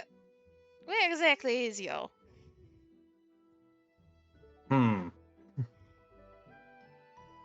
We're in Seaward, so Clint will just give like a vague description of what's around him. Be like, somewhere thereabouts in Seaward. Fancy place. Do we have an Iris and a Kira? I'm here. Iris? You've been muted this whole time. Alright, I'm back. I think Iris has to take care of some stuff, so I think that she is out for the rest of this session. Oh no. Oh. Yeah. But I imagine that, like, Clint, you ever, Kira, I'm sure you know what I'm talking about. You ever see someone who's never been to New York before? Absolutely. Looking and trying to understand the street signs? Standing in the middle phone. of the goddamn street. Yeah. That's what I imagine Clint is trying to find the fucking street name on the signs. And I imagine that, like, Whist, you're like, what are you doing? You're in the middle of the street. Farrah, I imagine while Clint's talking to you, trying to pronounce the street names, you also see him up the street, looking and squinting at the signs. Whist, like, gently trying to pull him by the elbow out of the middle of the fucking street. He's like, he'll go a little bit and then turn, like, partially see something and then walk off in that direction while holding the box over his shoulder like spare lumber. Farrah will, like, kind of like down the block see this happening, see Whist trying and failing to control the Clint and direct the Clint. Watches it for her own amusement for like 10-15 seconds, and then she will, rather than via sending stone, will just like lift 2 fingers to her mouth and give one of them loud ass whistles. DM, with your permission, I would like to have Clint turn around really suddenly and just fucking whack the shit out of a passerby. DM, with your permission, I would like that to be Wisteria. Oh no! Oh no! Oh no! Wisteria hiding him by the elbow. Farrah, wham! Let me see this fucking height chart real quick. The height chart does not include antlers. It does not. Oh no! Oh, but they're like this, almost the same height. Oh. Yeah, so if he jumps and throws an elbow, it's gonna hit her.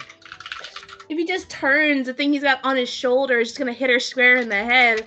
Mhm. Like, all right, Clint, Farrah, you got a front row seat to this shit. Luckily, you whirl around and you just hear a bang behind you, and Whist, that fucking hurts.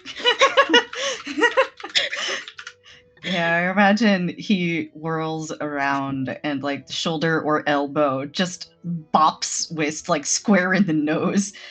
And I feel like she's just used to this at this point, so like she doesn't even make a sound like most people would. Because no one's ever paid attention to her when she made a sound when she got hurt.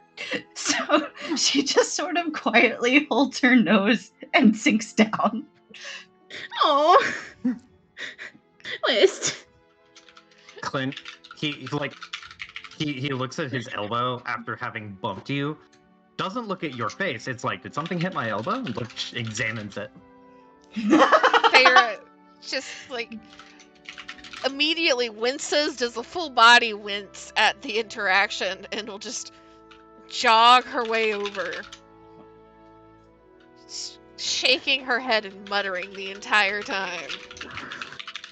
And once she is over, just like, Clint, all of a sudden you have this weird device being thrust into your face to hold. Oh, please. And she will kind of like, the box. Sorry, go ahead. as soon as like he like starts to take it, she like lets it go for him, almost like half catch, half grab, and kind of crouches down in front of Wisteria. What the fuck are you two doing all day like this? I know both of you got a little bit more grace, a little bit more wherewithal than that. I was trying to like get him out of the street. Clint, like Farrah, when she hands him, like tosses him that thing, he like juggles the box for a second, and then shoves it into his hands. New thing is better than old. Whist was like just barely getting her bearings again.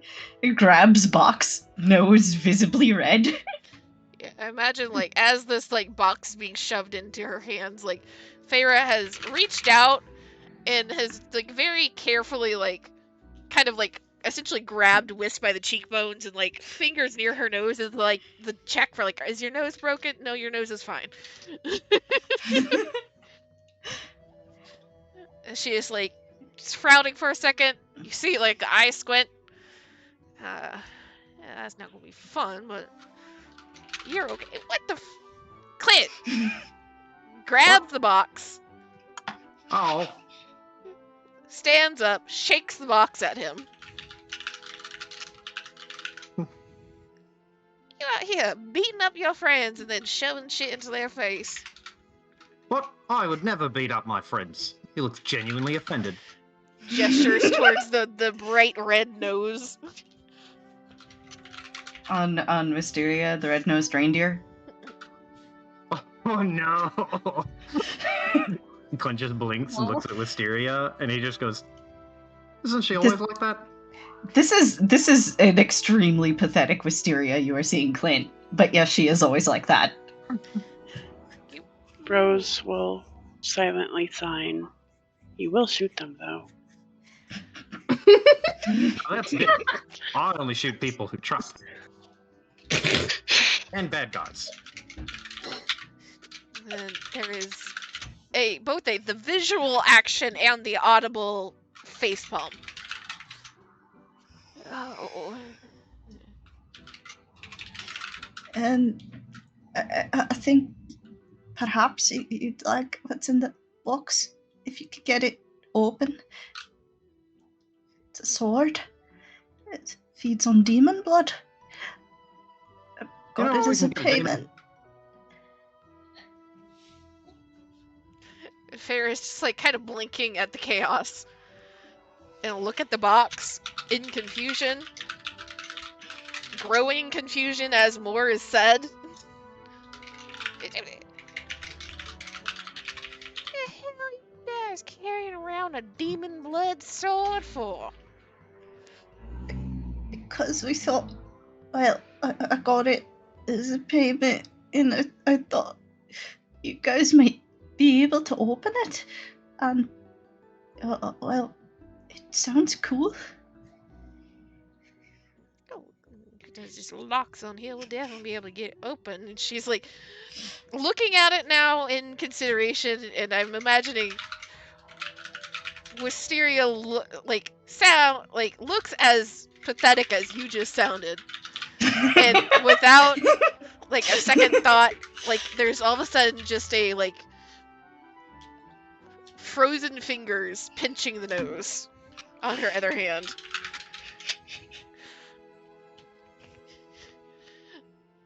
And she'll look between Rose and Clint, and before Clint can go digging into the device, she's just like, don't take that apart. That is something we need to work how it's intended to work. Look at Rose. And I see you have brought me the chaos out all the way to Seaward. Surprised y'all survived. It's better than the chaos speaking to the belief. Wouldn't you say? Is it?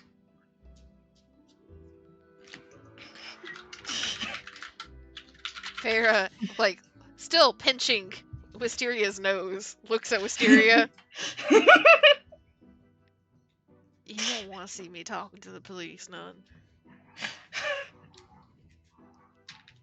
Looks at Clint, and I doubt he's much better, which is probably the reason you brought him. Clint Nod. Like he takes his fingers off of the contraption you've given him.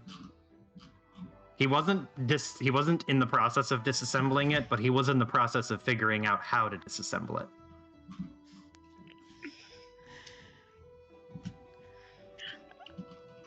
I would have gladly taken it apart, but I am not an owner of the tavern, and that's who the Griffin, right? Griffins? Amy, Noted. DM? Griffin, What please. what'd you say? They're called the Griffins? Yeah, Griffin Cavalry. One The of the Griffin NPCs is named Griffin. Yeah, okay. Mhm. And that's who the Griffin Cavalry wanted to speak with. And fair enough, too. Well, that's what they're insisting on, and Ashley probably is the best one to go there. Mm-hmm. Luckily, it doesn't seem like they suspect any of you. You guys didn't, right? Blow up our own bar? No. Technically, I was outside. You saw the windows. We don't have to pay for that, you know. I don't. It can be fixed. I Fine. just wanted to make sure we're all on the same. We all have the same story here. Feyre finally lets go of Wisteria's nose. Kind of flexes her fingers as the frost goes away. Oh. Go ahead. Wist, as soon as, like, Feyre withdraws her fingers, Wist is like, oh, hey, wait, that actually feels kind of nice, like, with the frost. And you see her face kind of lighten a little bit, but she doesn't say anything. She resumes her position as Wallflower Wist. Feyre just, like, tucking this sword box under her arm. I imagine in a similar way to Clint of, like, now it is just a thing that she is carrying. Looks around at everybody, kind of scoots off towards the side. Will drag anybody that does not follow so that they are out of the middle of the street, not even like the middle of the sidewalk. They're just kind of tucked away. And so, I'm a figuring I know what kind of who threw the fireball beads that set off that explosion. Don't know why. Y'all want the long version or the short version? The I long. want 2 sentences. I get the 2 sentences from Clint and the long from Rosette. It kind of looks between the two of them. Wist quietly, whichever you prefer.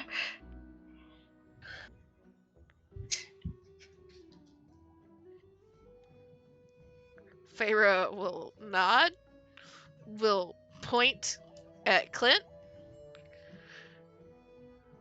The thing that threw the fireball is some sort of little robot thing. Well, not so little, but little robot thing. That thing, we'll find it. 2 sentences. Long version. He gives you a salute.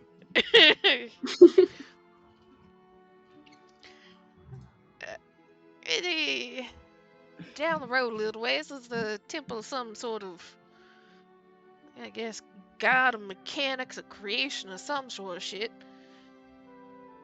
Little robot fella's living up in the tower over there. It's made of, well, copy of himself, kinda.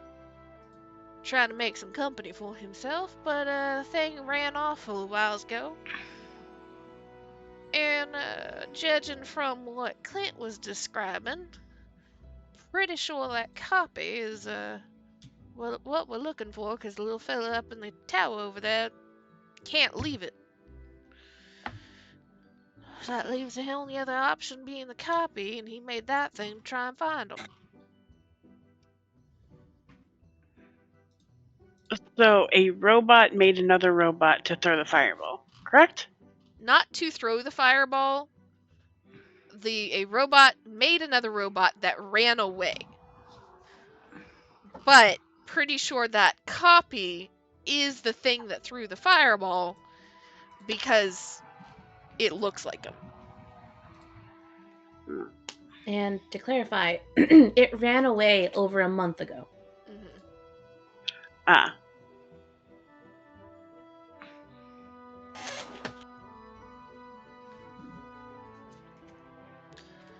Huh. A robot. Huh? Feyre nods. I imagine she has turned towards Clint and is just like adjusting his hands so that he like squeezes the trigger on the little contraption and it starts making noise. Ooh. What's this do? From what I understand, at least as far as he figures how this thing will work, point it around and when we're within something like 500 feet or so of this little robot thing, it'll start moving more and making more noise, and the closer we get, the more noise it'll gonna make. Clint smiles and just starts pointing it in different directions while pulling the trigger.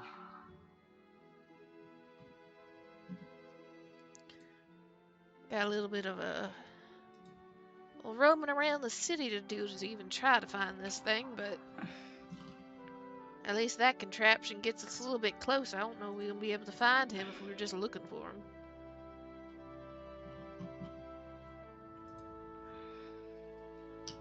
Hmm.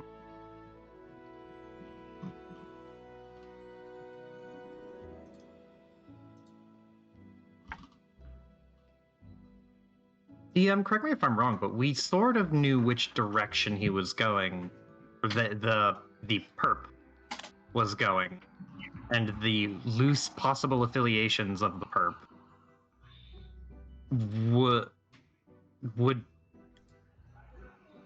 were they going in this direction? So Kind initially, of like yes. the lead we already investigated. Sorry. So essentially, what you guys are able to gather, I'm going to bring you over to the map, is that the person who threw the fireball initially ran in this direction. So you guys already investigated Seaward, and that's where Farah found Nim. Mm-hmm. And I guess had that device. However, you guys don't know where it is now. Yeah. I mean, in theory, it could be anywhere in. It could be like in North Ward. It could be in maybe. any of the... Just to make it be Yeah. clear, it could be in any of the wards. You just know the direction it ran in initially. However, I would say that those native to Waterdeep, or have been here for a couple of years, would know that there is a faster way to check all the wards if you have the right connections. If you can get a griffin, you could very quickly sweep every ward. God damn it.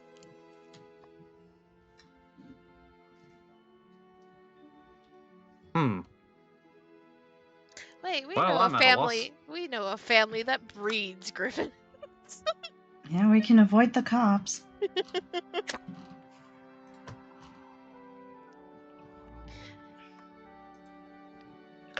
Hey, Rosette. Time for a house call. Whist. Whist is also the friend as well. New friend for Whist as well. Rosette will also add, or during the conversation would have added, like, yeah, we can get more information about what happened to if the cops can speak to the tavern owners, essentially.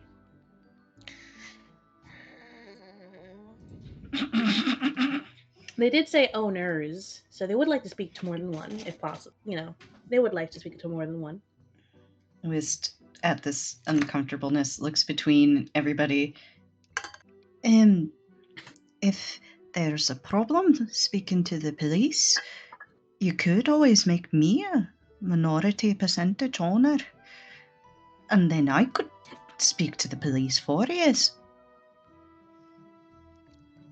As much as I would appreciate that, Whist, Truly. Hopeful smile. You don't know how to fib your way out of a problem. Smile, shrinking, sad, but nodding. You're probably right about that. Rosetta will put a hand on her shoulder and be like, in time. It's okay. There's the thing. In time. Feyre, will also just kind of pat the opposite shoulder. Hey, you ain't got nothing to apologize for. Nothing. We're just not putting you in a situation that's gonna make you uncomfortable. Oh. Which, by the way, you did wonderfully earlier. With. All of the praise is building up, and you can practically see the steam coming out of her ears. We know what her love language is. Whist, I think she actually does just flat out cover her face with her hands. Aw. Thank you. That's all very kind of you. I don't know what to say. Feyre just kind of smirks. Yeah, there we go. We broke the West again. Now we gotta go get you to punch something.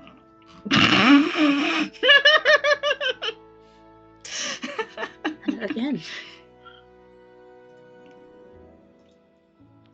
Whist is still very, very overcome, but she does smirk and laugh a bit at that.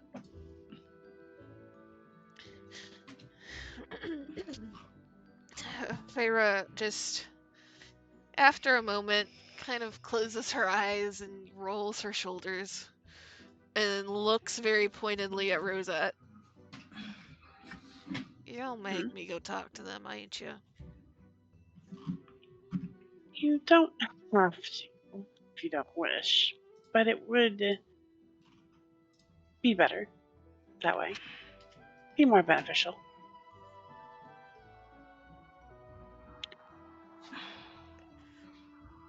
And there is a look that can only be described as a mix of tired and disgust.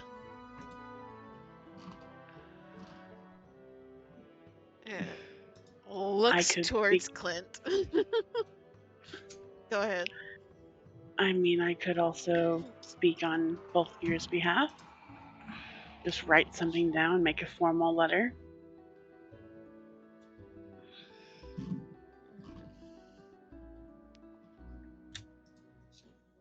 And holds up his hand like he is waiting to be called on. Looks to Clint. Clint, you ain't gotta ask to talk, you can just talk. He nods at you, Feyre, thank you. And then, looks at Rosette and just goes, I've got a good solution. So you don't want me to do the talking. Right? No. Slow nod. Clint will look at Wisteria and be like, I nominate Wisteria as... He holds up his fingers and counts. Just goes, 3/8 owner.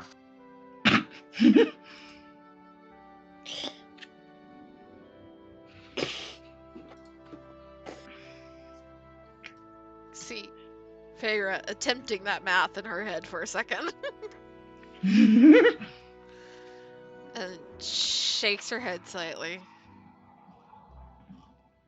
Oh. If you Now she's more qualified than me. If you're nominating Wiz to talk in your stead, that's one thing. But why don't we head back and see what Miss Ashley has either talked us out of or into before we decide who else is talking to him? He smiles and nods. Sounds good to me. I'm always a fan of talking. Or not talking. He winks at you, Rosette. We are not shooting no cops. He opens his mouth and closes it. And then he opens his mouth and goes, "Yeah." Feyre opens her Preferably at all. mouth. Yeah, Feyre opens her mouth to argue and then slowly closes her mouth and nods.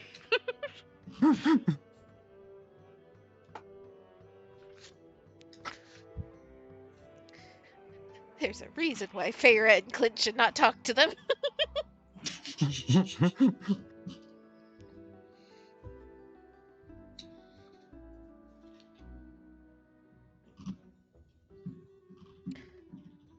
And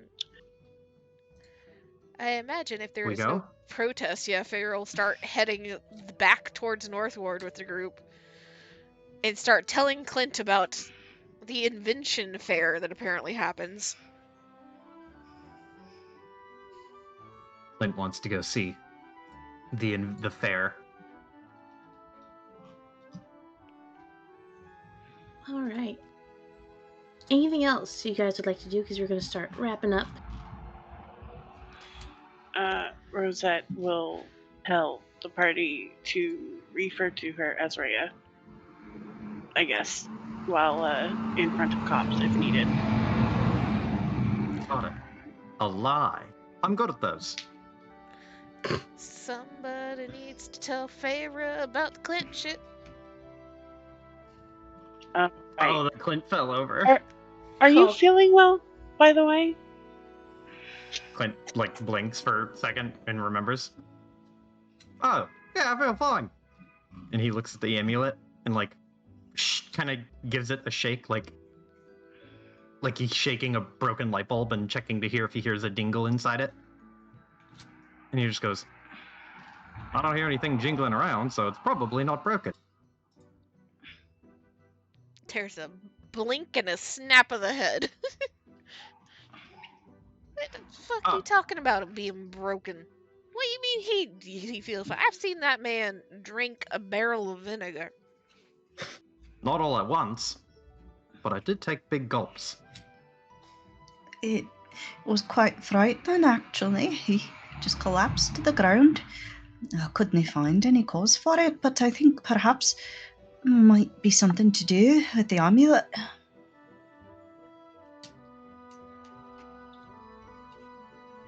Yeah, we were walking on our way here, and then I was on the ground. And they said that I fell over. I had to do a bunch of tests, like touching my fingers to my nose, and walking in a straight line, and following a light with one eye, and then the other eye, and then both eyes. Easy. He just hand waves the tests like, yeah, it's fine. Fell over like trip real bad. I fell over and she just like gestures like hand flat out to the side. Hand flat out to the side is the gesture Wisteria also makes, I think. Nod. Feyre just kind of turns a little bit more directly towards Clint as they're walking and kind of looks him up and down. He still looks like he's in one piece. And will start to reach towards the amulet. Pause. You mind if I take a little bit of a closer look? You ain't gotta take it off or nothing. Wait, repeat that? Take off what? It's like, do you mind if I take a closer look, gesturing towards the amulet? Oh, okay. Clint, like, sat it. Sure. He's hesitant, but he trusts Feyre. And she'll kind of like just imagine like walking shoulder to shoulder with him, reach out, take it, lift it up just enough that she can see it properly. And just fucking detect magic. It wasn't until Feyre was away from the party when this happened that I realized, I forgot, it's only her that has any identifying shit on her. Yep. I think technically somehow Ashley has identify itself, but Feyre has the detect magic. Okay.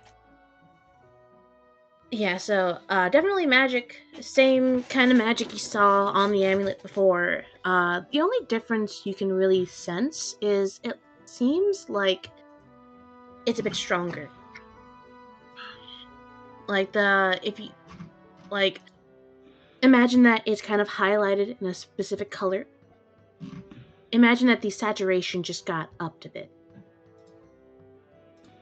So it's a bit brighter. It's a bit more potent.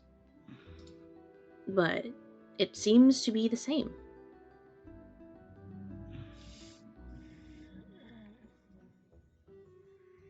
Feyre just kind of like see her eye glow for a moment.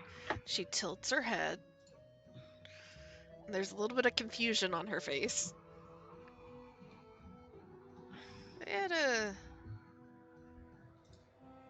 You weren't poking around in nothing magical beforehand, right? Clint scratches his chin and just goes, "I don't think so." Oh, well, look here. And he'll tilt it so that you can see the little, like, engravings on it that almost look like filigree of some kind. Fancy, right? Does the filigree have any sort of importance to Feyre? No, it's just fancy.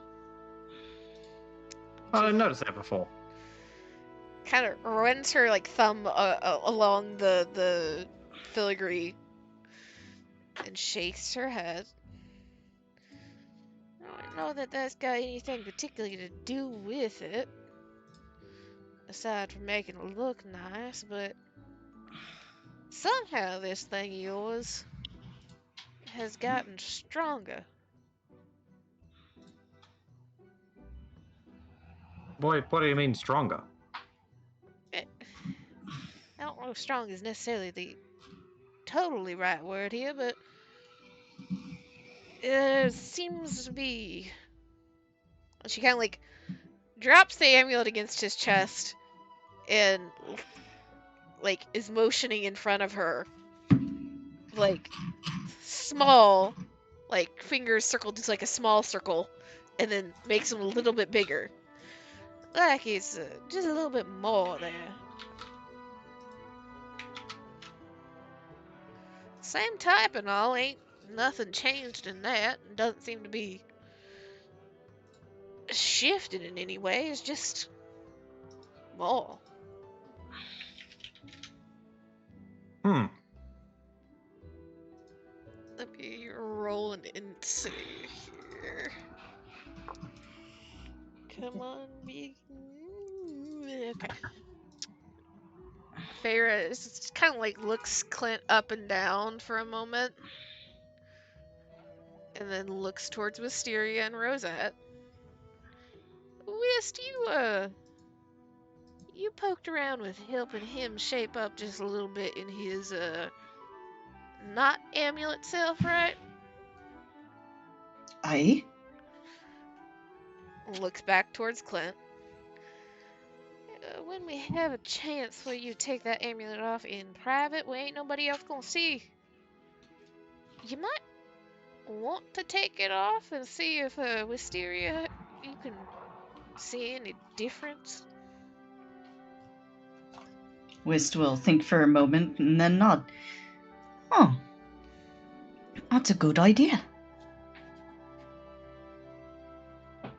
Not saying anything has changed, but I think part of that magic of that amulet, at least pretty sure, is making you look a little bit more flesh and blood and live and kicking.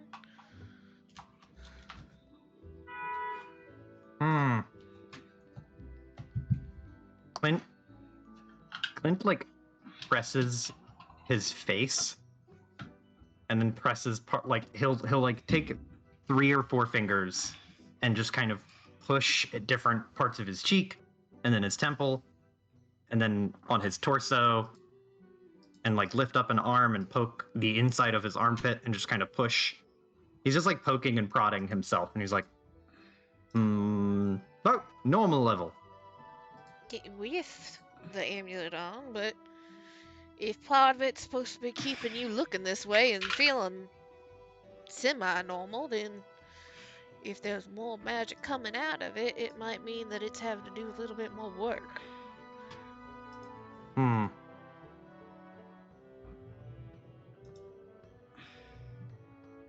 He hesitates. He's gonna go to take it off. Well, Ain't nobody else gonna see you but us. Oh.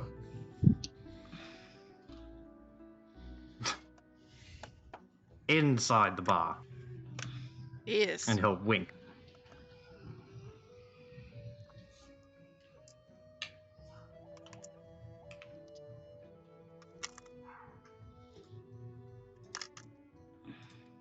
No idea if that's what's actually going on, but fucking wild guess here. Only one way to find out. Next time on Row. All Gold right. Rush. So you guys make your way towards the tavern. It comes into view. Most of the crowd has dispersed. By now, investigation is pretty much over. They've collected the bodies. So those are all gone by now. Looks like the cleanup and recovery has begun. That's where we're going to end it.